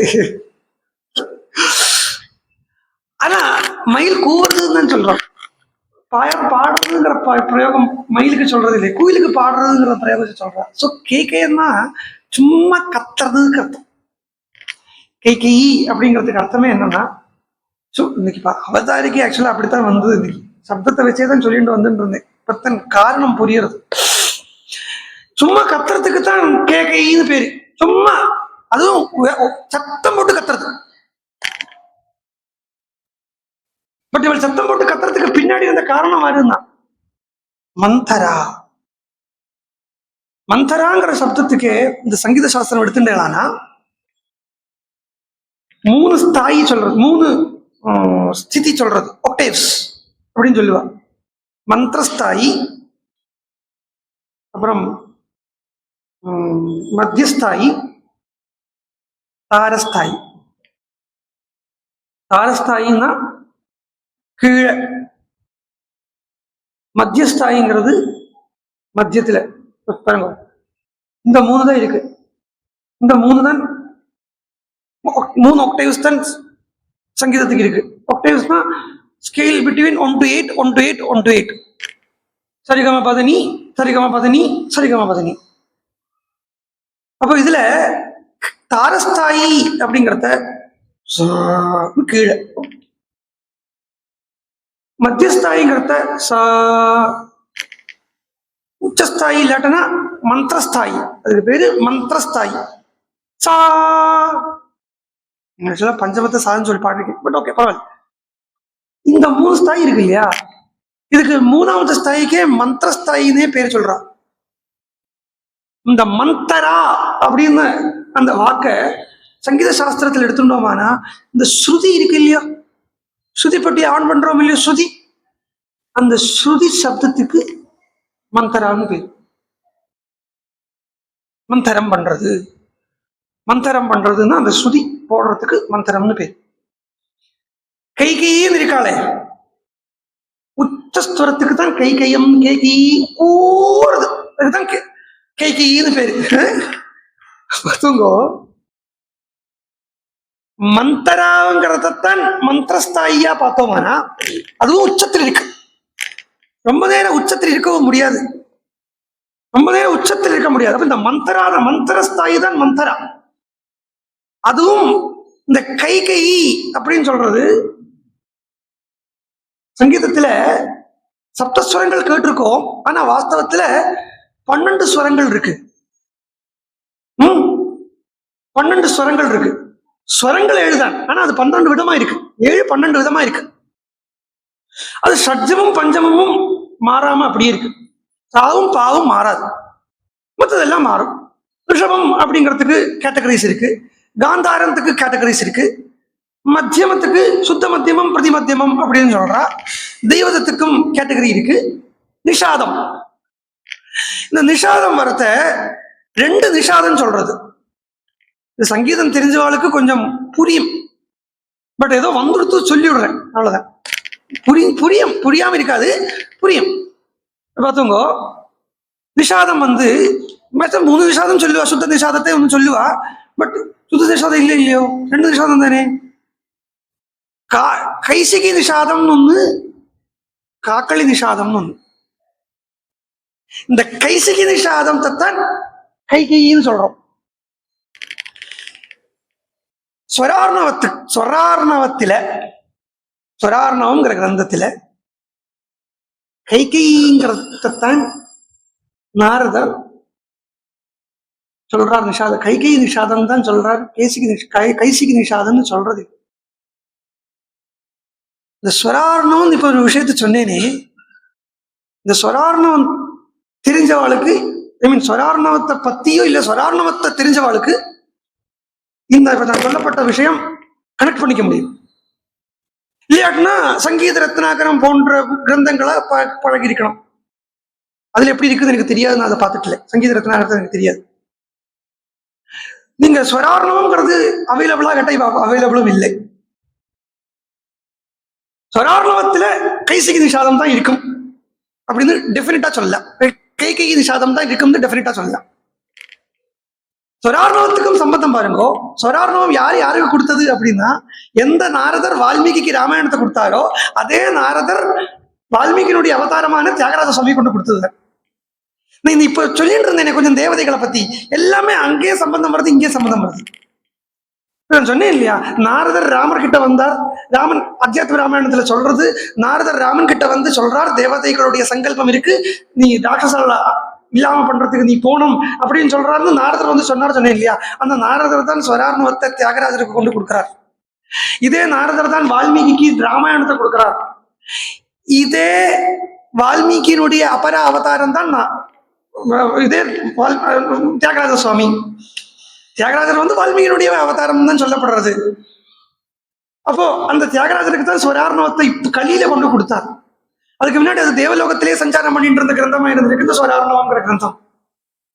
அப்போ வாக்கு வந்ததுன்னு சொல்றேனே, சரஸ்வதி வந்தா சொன்னேனே, அந்த சரஸ்வதியினுடைய கிரந்தம் ஸ்வரார்ணவம். சரஸ்வதி கையில வச்சு பழகின்ற இருந்த கிரந்தம் ஸ்வரார்ணவம். அந்த ஸ்வரார்ணவத்தில் இருக்கப்பட்ட நிஷாதத்துக்கு பேரு கைகை நிஷாதம். அப்ப கைகைன்னா வேற ஒன்றும் இல்லை, கூப்பாடு போடுறதுன்னு அர்த்தம். யாரஞ்சு சும்மா கத்துறது. எதையுமே ரொம்ப கத்தி பிரயோஜனம் இல்லை, காரியம் இல்லை. ஆத்தியாத்மிகத்துக்கு காரியம் இல்லை. கொஞ்சம் முன்னாடி சொன்னேன் இல்லையா, இந்த உருளைக்கிழங்கு போட்டு வேகிறதுக்கு முன்னாடி சப்பட்ட பட்ட பட்ட பட்ட பட்ட பட்ட பட்டப்படான்னு சத்தம் போடுன்னு. ஆத்தியாத்மிகத்துல இந்த பட பட பட பட பட படப்படான்னு சத்தம் போடுறது இல்லையா. ஆத்தியாத்மிகத்தினுடைய கரெக்ஸே எதுல ஒளிஞ்சிருக்குன்னா, உட்காந்து இந்த சத்தம் அடங்குறதுலதான் ஆத்தியாத்மிகம் இருக்கு. இன்ஃபேக்ட் சொல்ல போனா அத்வைதத்தினுடைய வர்பல் ஃபார்ம் அப்படிங்கிறது மௌனம் தான். பிரம்மானுபவத்துக்கு எல்லாத்துக்கும் லோகத்துல எல்லாத்துக்குமே சப்தம் இருக்குன்னு சொல்றாங்க இல்லையா. காளிதாசன் சொல்றாங்க இல்லையா, வாக்கர்த்தாவிய சம்பிருக்தம் வந்து அர்த்தமும் வாசமும் இல்லாம வராதுங்கிறாங்க இல்லையா. சுந்தரகாண்டத்திலே ஆஞ்சநேயர் சொல்றார் சீதையை பார்த்து, வாசம் அர்த்தாந்தரங்கதா. அப்போ அர்த்தம் இல்லாத ஒரு பொருளும் இல்லை, வாக்கும் இல்லை, வாக்கு இல்லாத ஒரு அதாவது சப்தம் இல்லாத ஒரு வஸ்துவும் இல்லை அப்படிங்கிறத பிரம்மானுபவம் அப்படிங்கிறதுக்கு சப்தம் வேணும் இல்லையா. இந்த பிரம்மானுபவத்துக்கு வேண்டிய சப்தம் தான் மௌனம். அதைத்தான் வியாக்கியானமாவே பண்றார் தட்சிணாமூர்த்தி. 2 இருந்தா தானே இப்ப பேசணும். டுவல் அனுபவம் இருந்தா தானே பேசணும். டுவாலிட்டி இல்லை, ஒரே ஒரு அனுபவம் ஒண்ணுலதான் இருக்கு, ஒன்னா தான் இருக்குங்கிறத குரோஸ்து மௌனம் வியாக்கியானம் சிஷ்யாஸ்து சின்ன சம்சயாக. என்ன சம்சயம் இருக்கிறத தான் 2 எல்லாம் வரும். சம்சயமே இல்லை, சம்சயம் இல்லாம தெளிஞ்சிருக்கு. இந்த தெளிஞ்சிருக்கிறத தெளிஞ்ச ஜலம் சத்தம் போடாது. அருவி கூட தெளிவா போயிட்டு இருக்குன்னா அது குளு சத்தம் போடாது, போயிட்டே இருக்கும். எங்கேயாவது கல்லு பாறை எல்லாம் வரத்தான் இந்த சத்தங்கள்லாம் கேட்கும். இந்த பாறை கல் எல்லாம் தான் நதியில் ஒழிக்கப்பட்ட சம்சயங்கள் போல. சம்சயம் இல்லைன்னா சிஷ்யாளுக்கு அங்க சம்சயம் இல்லை. குருவனுடைய மௌனமும் வியாக்கியானமா இருக்கு. அதனால என்ன பரபிரம்ம தத்துவத்தை எப்படி வியாக்கியானம் பண்ணார் தட்சிணாமூர்த்தின்னு சொல்றத பஜன சம்பிரதாயத்துல பாகவதாலே பாடுற ஸ்லோகம் என்னன்னா, மௌன வியாக்கியா பிரகடித பரபிரம்ம தத்துவம் விவானம். அந்த பரபிரம்ம தத்துவத்தை ஜஸ்ட் சைலன்ஸ்ல காட்டிட்டான். இன்னும் சொல்ல போனா அந்த சைலன்ஸ் தான் பிரம்மானுபவம், அந்த சைலன்ஸ் தான் ராமானுபவம், அந்த சைலன்ஸே தான் ராமன், அந்த சைலன்ஸ் தான் ஆத்மா, அந்த சைலன்ஸ் தான் பிரம்மம். 2 மணி நேரம் பஜனை முடிச்சு அதை சுதியை ஆஃப் பண்ணதுக்கு அப்புறம் இருக்கப்பட்ட ஒரு சைலன்ஸ் கொஞ்சம் அப்சர்வ் பண்ணி பாருங்க. பரீட்சத்துக்கு பாகவதத்தை பூர்ணமா ஸ்ரீ சுகர் சொன்னதுக்கு அப்புறம் அங்க நிறுவின ஒரு சைலன்ஸ். சில சைலன்ஸ் அஜ்ஞானிகளுக்கு, பெரும்பாலும் ஞானிகளுடைய சைலன்ஸே அஜ்ஞானிகளுக்கு பயத்தை உண்டாக்கும். மகாபாரதத்துல சொல்றார் தர்மபுத்திரர், துரியோதனன் சொல்றார், எனக்கு பீமன் போடுற சத்தத்தை பார்த்து பயம் இல்லை, தர்மபுத்திரருடைய மௌனத்தை பார்த்து பயமா இருக்குங்க. ஏன்னா இவன் துவைதத்திலே இருக்கான்ங்கிறதுனால தர்மபுத்திரருடைய அத்வைத திருஷ்டி இவனை பயப்படுத்துறது. அதனால அந்த சைலன்ஸ்ல தான் பிரம்மா அனுபவம் அனுபவிக்க முடியுமே ஒழிய கூப்பாடு போட்டு சத்தம் போட்டா பிரம்மா அனுபவத்தை அனுபவிக்க முடியாது.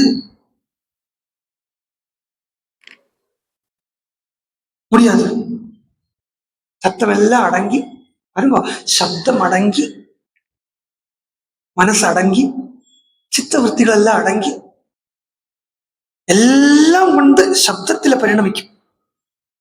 சந்நியாசம்ங்கிறதையே பாருங்க, சந்நியாசம் அப்படின்னு சொல்லத்தையே எங்கேருந்து எப்படி வருது பாருங்க. இவ்வளவு பூரா பிரம்மச்சாரியா இருக்கிறதுல இருந்து வேதத்தை பூரா படிக்கிறான். வேதத்தை கூப்பாடு போட்டு சொல்லியிருந்தனால பிரம்ம ஜானம்ங்கிறது எந்த இடத்துலயுமே சொல்லிட்டு படிக்கிறான். படிச்ச வேதத்தை பிரயோஜனப்படுத்துறான். அப்புறம் என்ன பண்றான், முள்ள உள் வாங்கிக்கிறான். சந்நியாசம்னு வரத்த அங்க என்ன ஆயிடுறது, தான் படிச்ச வேதங்கள் பூரா காயத்ரியில போய் ஒடுங்கிடுறது. அதுக்கப்புறம் காயத்ரியும் மீறிண்டு காயத்ரி பிரணவத்துல லயிக்கிறது. காயத்ரி பிரணவத்துல போய் லயிக்கும். அதாவது காயத்ரி 3 பாதத்தோடு இருக்கு, பிரணவங்கிறது 3 சிலபலோடு இருக்கு. ஆம அப்படின்னு 3 சிலபலோடு இருக்கு. ஸோ 3 பாதம் திருப்பதா காயத்ரி அப்படின்னு வேதம் சொல்றது. காயத்ரியை 3 பாதத்தோட சொல்லப்படுறது. நம்ம லிட்ரேச்சர்ல தான் காயத்ரிங்கிறதுக்கு 6 அக்ஷரம் உள்ள 4 பாதங்கள் சொல்றோமே வழிய, வைதிகமா பார்த்தேன்னா 8 அக்ஷரங்களுடைய 3 பாதம் அப்படிதான் சொல்றது. என்ன அதனாலதான் அக்னிக்கு 3 பாதமா கொடுக்கப்படுறது. அக்னிக்கு 3 பாதம் அப்படின்னு சொல்றோம். ஸோ அந்த காயத்ரி பிரணவத்துல போய் ஒழுங்கிடுறது. ஓங்காரத்துல ஓங்காரம் ஆ ஊமாவா இருக்கு இல்லையா, அந்த ஆ ஊமா அப்படிங்கிறது ஓம் அப்படிங்கிற அந்த சப்தம் கூட எங்க போய் ஒடுங்கிறது அப்படின்னு கேட்டா, அக்கார உக்கார மக்காரத்துக்கு அப்புறம் இருக்கப்பட்ட அந்த சைலன்ஸ்ல போய் ஒடுங்கிடுறது. ஆரம்பத்துல சன்னியாசிகள் பிரணவத்தை உபாசனையை பண்ணிட்டு இருப்பா, பிரணவ ஜபம் பண்ணிட்டு இருக்கப்பட்ட சன்னியாசிகள் அந்த பிரணவத்தை ஜபம் பண்ணி பண்ணி பண்ணி பண்ணி 4 விதமான ஜபத்துல சத்தம் போட்டு ஜபம் பண்றது, அதுக்கப்புறம் சுண்டு மட்டும் அணுக்கி ஜபம் பண்றது, அப்புறம் மானசீகமான ஜபம், இது 3 போனதுக்கு அப்புறம் அந்த பிரணவம் உள்ளுக்குள்ள அஜபா ஜபம் போல வைப்ரேஷன் மாத்திரம் போயிட்டு இருக்கும். அந்த வைப்ரேஷனுக்கு யோக திருஷ்டியில சொல்ல போனா அநாகித துவனின்னு சொல்லுவாங்க. அநாகத துவனி அப்படின்னு பேரு. இது ராத்திரி 2 மணி வேளையில கொஞ்சம் தியானம் பண்ற மாதிரி எல்லாம் முழுப்பு வந்ததுன்னா ட்ரை பண்ணி பாருங்க. 2 மணி 2-3 மணிக்கெல்லாம் கொஞ்சம் முழுப்பு வந்ததுன்னா ட்ரை பண்ணி பாருங்க. ஒரு விஷயம் சொல்றேன், இதுல இந்த அசமயத்துல ராத்திரி முழுப்பு வருது வச்சுக்கோ, சரி இப்போ 2:30 மணி 3 மணி இதெல்லாம் முழுப்பு வருதுன்னா இது ஈஸ்வரனா பார்த்து எழுப்புறது. நம்மள பகவானா எழுப்புறாரு. அந்த சமயம் முழுப்ப வந்துடுத்துன்னா திருப்பி சோம்பேறித்தனம் பட்டு படுத்து தூங்கப்படாது. பகவான் எழுப்பத்தான் செய்வார். திருப்பி ஏந்திரத்தை உட்கார்ந்துட்டு ஸ்டெடியை பண்ணிக்க வேண்டியது நம்மளுடைய கடமை. அந்த சமயம் நம்மளுடைய வாசனை தூக்கத்துக்கு பின்னாடி போயிடுறது, திருப்பி படுத்து தூங்கிடுறோம். பட் அந்த 3 மணி வாக்கில் எல்லாம் முழுப்பு வந்தது வச்சுக்கோ, ரொம்ப நேரம் இல்லாட்டா கூட எழுந்திருந்து ஒரு 15 மினிட்ஸ் கொஞ்சம் ஸ்டில்லா உட்கார்ந்து உள்ள பார்க்கறதுக்கு முடிஞ்சது வச்சுக்கோ, அந்த சமயம் நாட் லெஸ் தேன் பிரம்மானுபவம் நமக்கு கிடைக்கும், தெரிஞ்சுக்க முடியும். ஏன்னா நல்ல தூக்கத்திலிருந்து, நல்ல சுஷுப்தியிலிருந்து அடுத்த சுஷுப்திக்கு போகிறதுக்குள்ளால ஒரு கேப் பகவான் கொடுத்திருக்கார், எழுப்பியிருக்கார். சுஷுப்தியில கிட்டத்தட்ட ஒரு சமாதி ஸ்திதி தானே சுஷுப்தின்னு சொல்றோம். அந்த கிட்டத்தட்ட ஒரு சமாதி ஸ்திதியிலேருந்து கண்ணை துறக்க, ஐ மீன் அடுத்த சமாதிக்கு போறதுக்குள்ளால மற்ற ரெண்டுமே, இந்த சுஷுப்தி, ரெண்டு சுஷுப்தியுமே தெரிஞ்சுக்காம போறது சமாதி. தெரிஞ்சுக்காம இருக்கு, தெரியாமைக்கு அகங்காரம் என்கிற அந்த ஈகோ லயிக்கிறது. ஆனா அந்த சமயத்துல நமக்கு முடியும். அந்த சமயத்துல கொஞ்சம் கண்ணு திறந்து இல்லாட்டினா கான்சியஸா கொஞ்சம் தியானம் பண்ண உட்கார்ந்தோமானா ஈஸி.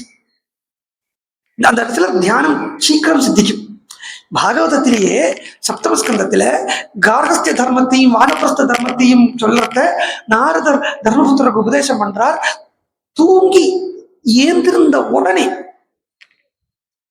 தூங்கி ஏந்திருக்கிறதுக்கு நடுவில் ஒரு டைம் இருக்கு, நம்ம மறந்துக்கு ஒரு டைம், இல்லைன்னா அது நம்ம கண்டுக்காத ஒரு டைம், கவனிக்காத ஒரு டைம். அந்த தூக்கத்திலேருந்து முழிப்புக்கு போகிறதுக்கு நடுவுல ஒரு ஸ்டேட் இருக்கு. அந்த ஸ்டேட்டுக்கு தான் சொப்னம்னு பேரு. அந்த சொப்னம் நம்ம பார்க்கப்பட்ட கனவுங்கிற அர்த்தத்துல சொல்லலை, ரெண்டு ஸ்திதிக்கு நடுவுல வரப்பட்ட ஒரு ஜாயின், ஒரு கனெக்ஷனை சொல்றது அந்த சொப்னம். சோ பூர்ண அஜ்ஞானம் இல்லைன்னா அந்த அகங்காரம்ங்கிறது பூர்ணமா நான் நான் நான் நான் அப்படிங்கிற அந்த அகங்காரம் தப்பான போலியான ஒரு அகங்காரம் பூர்ணமா இருக்கக்கூடிய ஸ்திதிக்கு ஜாகிரத் ஸ்திதின்னு பேரு.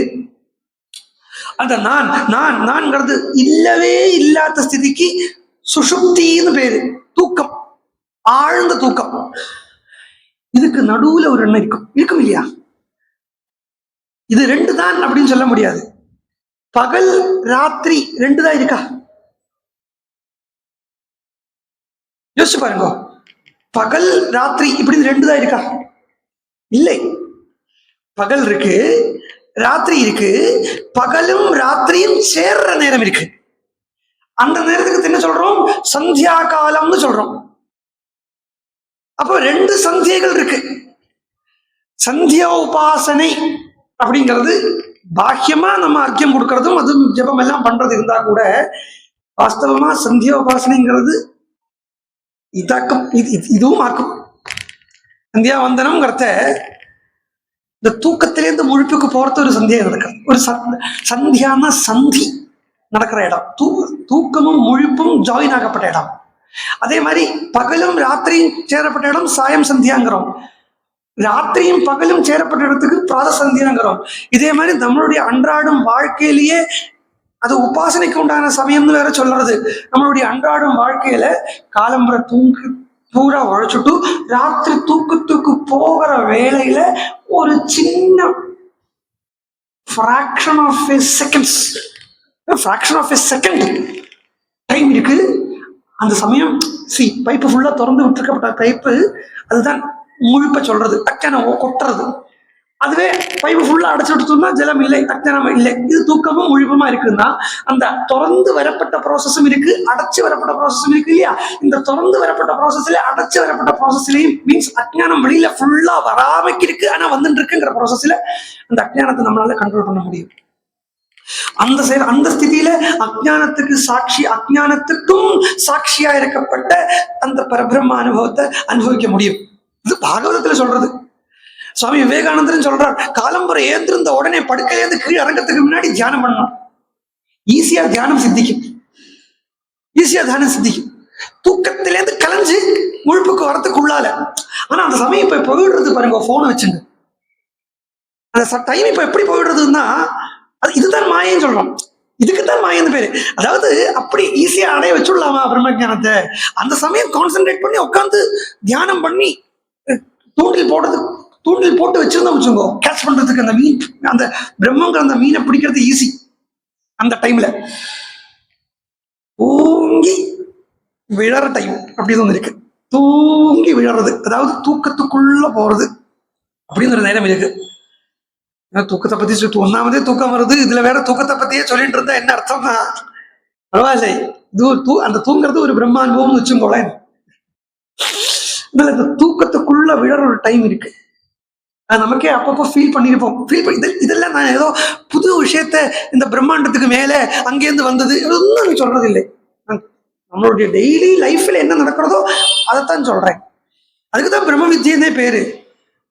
பிரம்மாண்ட வித்தியம் எல்லாம் இல்லை, பிரம்ம வித்தியம் தான். என்ன ரொம்ப சிம்பிளானதுதான். அது நம்மளுடைய நமக்கு தெரிஞ்ச வஸ்துவை வச்சே நமக்கு தெரிய வைக்கிறதுக்கு தான். அப்போ அந்த தூங்கி விழுற டைம் நம்ம தூங்கி இருக்கோம் அப்படின்னு எப்ப தெரியும் தான், ஜஸ்ட் வந்து மயக்கம் வந்திருக்கும், மயங்கிருப்போம். மயங்கிட்ட உடனே திடீர்னு போன் அடிச்சிருக்கும். அப்போ ஏதாவது சத்தம் கேட்டிருக்கும். உடனே டக்குன்னு முழிச்சுட்டு நம்ம கேட்போமோ சிலப்ப கேட்க மாட்டோமோ, அது என்னமோ தெரியாது. பட் உள்ள ஒரு தாட் ஓடும், தூங்கிட்டேன் போல் இருக்கே, தூங்கிருக்கேன் போல் இருக்கே அப்படின்னு ஒரு கான்சியஸ் ஒரு எண்ணம் உருவாகும். அந்த எண்ணம் உருவாகிறதுக்கு முன்னாடி ஒரு ஸ்டேட் இருக்கு. தூங்கிட்டேன் போல் இருக்கே அப்படிங்கிறது ரிஃப்ளெக்ஸ் ஆக்ஷன் இல்லை. அந்த திடீர் கொஞ்சம் மயங்கிட்டு ஏதாவது சத்தத்தில் ஏந்திருக்கும்போ தூங்கிட்டேன் போல் இருக்கே அப்படிங்கிறது ரிஃப்ளெக்ஸ் ஆக்ஷன் இல்லை. அந்த எண்ணம் உருவாகிறதுக்கு முன்னாடி ஒன்னு இருக்கு. அது இருக்கிறதுனாலதான் தூங்கிட்டேன் போயிருக்கேங்கிற அந்த எண்ணமே உருவாகிறது. அதைத்தான் தூக்கத்தையும் சாட்சியா பார்த்துட்டு இருக்குங்கிறது சொல்றது. சோ அந்த எண்ணமும் உருவாகிறதுக்கு முன்னாடி ஒரு வஸ்து, அந்த வஸ்துவை பிடிச்சிட்டோம்னா அதுதான் பிரம்மஞானம். அதுதான் பிரம்மஞானம். அப்போ ஏன் சொல்லிட்டு வந்தேன், அத்வைதத்துல சைலன்ஸ், அந்த சைலன்ஸ் தான் பிரம்மத்தினுடைய வாக்கு அப்படின்னு இருக்காத. இந்த இப்போ சொல்லிட்டு இருக்கேனே, சங்கீத சாஸ்திரம் வழியா பார்த்தோமானா கைசிகி என்கிறது கைகேயி. ஐ திங்க் இந்த கம்பராமாயணத்துல கூட கைசிகின்னு பதம் போடுறாரு கம்பர், பார்க்கலாம், இருக்கலாம். பட் ஸ்வரார்ணவத்துல கம்ப்ளீட் அதுதான் இருக்குங்கிறது 100% ஷூரா சொல்லலாம். உச்சத்துல போடுற சவுண்டுக்கு தான் கைன்னு பேரு. அப்போ அந்த உச்சத்துல, அதுவும் மந்திர ஸ்தாயில கத்தி சொல்றதுல எனர்ஜி தான் வெளியில போறதே ஒழிய, வாஸ்தவமா அந்த எனர்ஜியை ரீட்டைன் பண்றதுக்கு உள்ளுக்குள்ள எவ்வளவு தூரம் மௌனத்துக்கு போறோமோ அவ்வளவு தூரம் அந்த எனர்ஜிங்கிறது ரீட்டைன் ஆகும். இந்த சொல்ற இடத்துல சொல்றத சுமந்திரர் சொல்றார், கைகையை திட்டுறத சொல்றார். கைகை, நீ இருக்கப்பட்ட இடத்துல ஒரு வேத பிராமணனால இருக்க முடியாது அப்படின்னு சொல்றார், திட்டுறத சொல்றார். இது வருது, அது அர்த்தம் என்னன்னா, வேதம் சொல்லாத பிராமணன் இல்லை, பிராமணனால இருக்க முடியாது அப்படின்னு சொல்றத நீ இந்த கத்துற இடத்துல ஒரு ஞானிக்கு ஸ்தானம் இல்லை, இடம் இல்லை. வாஸ்தவம் மந்தரான என்ன தெரியும், நான் சுதி சொன்னேன் இல்லையா, இந்த மந்திராவனுடைய அடிப்படையில தான் கைகை பேசுறாங்கிறத, இந்த மந்திரா தான் முதல்ல போட்டு விடப்பட்ட ஸ்ருதி பெட்டியில போட்டு விடப்பட்ட இந்த அப்படி போகுமே, அதனுடைய ஆதாரத்துல தான் கைகை பேசுறான் என்கிறத வால்மீகி சொல்றார். சுத்வைவம் வச்சனம் தஸ்யா மந்தராயாஸ்து கைகை. இந்த மந்தரை சொல்லி விட்டதுக்கு அப்புறம் கைகை அதை பிடிச்சிட்டு மேல போறா அப்படிங்கிறத, எல்லாமே வெளியில போறது. அப்ப ஒரு 2 நிமிஷத்துல முடிச்சுடுறேன், 2 மினிட்ஸ்ல இதை கன்க்ளூட் பண்ணிடுறேன் இந்த விஷயத்த. இப்படி சொல்றத பாருங்கோ, அவன் கைகையை வந்து தசரத மகாராஜாக்கு சகாயம் பண்றா, 2 வரம். இதை பத்திலாம் நமக்கு நாளைக்கு பார்ப்போம். ஜஸ்ட் இந்த சகாயம் பண்றதையும் அங்க சகாயம் பண்ணது எப்படிங்கிறத எடுத்துப்போம். தசரதன்கிறது எப்பவுமே அந்த சாத்விக சித்தத்தை தான் தசரதன் சொல்றோம். அப்போ சாத்விக சித்தமா இருக்கப்பட்ட அந்த தசரதனுக்கு யுத்தத்தும் போது ஒரு சகாயம் பண்றா. யுத்தம்ங்கிறது எங்கேயோ ஆகாசத்துல நடக்கிறதுலே சொல்றா, ராமாயணத்திலே சொல்றா, தட்சிண தண்டகத்துல தான் யுத்தம் நடக்கிறதுன்னு சொல்றா. தட்சிண தண்டகம்ங்கிறது திருப்பி ராமரே அந்த தண்டகத்துக்கு தான் போறா. அப்போ ராமரே பாருங்க, எங்கேருந்து இந்த விஷயங்கள்லாம் ஆரம்பிக்கிறதோ அந்த இடத்துக்கு தான் ராமரே போறார். தட்சிண தண்டகங்கிற இடத்துல வச்சு யுத்தம் நடந்தது, அங்க இந்த வரம் கொடுக்கப்பட்டது. அதே தண்டகாரண்யத்துக்கு தான் ராமர் போறார். அப்படிங்கிறத இந்த கைகை தசரதன் கூட இருந்தது அப்படின்னா, ஆரம்பத்துல இருக்கப்பட்ட ஒரு சாதகன் சாத்விகனா இருந்தாலும் அவனுக்கு சின்ன சின்ன தடைகள் வரத்தையோ இல்லை சின்ன சின்ன மெட்டீரியல் ஆசைகள் வரத்தையோ அவரும் அப்பப்போ வேத மந்திரங்கள் எல்லாம் உரைச்சு சொல்றது உண்டு. அப்படி சொல்றது தான் கைகையை சகாயம் பண்ண அப்படின்னு சொல்றா. அதுவும் பாருங்க, அவன் அத்தியாத்ம ராமாயணத்துலதான் சொல்றா. இங்க தூங்கி போன தசரதனே பார்த்துட்டு யுத்தத்தை காப்பாத்தினார் அப்படின்னு இங்க சொல்றத, அத்தியாத்ம ராமாயணத்துல இந்த சக்கரத்துக்கு இடையில விரல் வச்சு காப்பாத்தினா அப்படின்னு சொல்றா. இதெல்லாமே அந்த வேத மந்திரங்களுடைய உபயோகத்தை தான் அதையும் குறிக்கிறது. கதை மாத்திரம் இல்லாமக்கு அதையும் குறிக்கிறது. அது எப்படி குறிக்கிறது, ஏது குறிக்கிறதுங்கிறதெல்லாம் நமக்கு கொஞ்சம் நாளைக்கு பார்க்கலாம். இப்போ கேகயி அப்படின்னு சொல்றதும் மந்தரை அப்படின்னு சொல்றதும் உச்ச சப்தத்துல வரப்பட்ட அந்த உச்ச ஸ்தாயில வரப்பட்ட ரொம்ப கத்தல், அந்த கூப்பாடு போடுறதுங்கிறது பிரம்ம ஜானத்துக்கு வேலைக்கு ஆகாது. அந்த கூப்பாடு போடுற இடத்துல பிரம்மத்தை புரிஞ்சுக்க முடியாது அப்படிங்கிறதோட இன்னைக்கு முடிச்சுப்போம். நாளைக்கு பார்ப்போம். ஜானகி காந்த ஸ்மரணம். ஹரே ராம ராம ராம ஹரே ஹரே, ஹரே கிருஷ்ண கிருஷ்ண கிருஷ்ண ஹரே ஹரே, ஹரே ராம ராம ராம ஹரே ஹரே, ஹரே கிருஷ்ண கிருஷ்ண கிருஷ்ண ஹரே ஹரே, ஹரே ராம ராம ராம ஹரே ஹரே.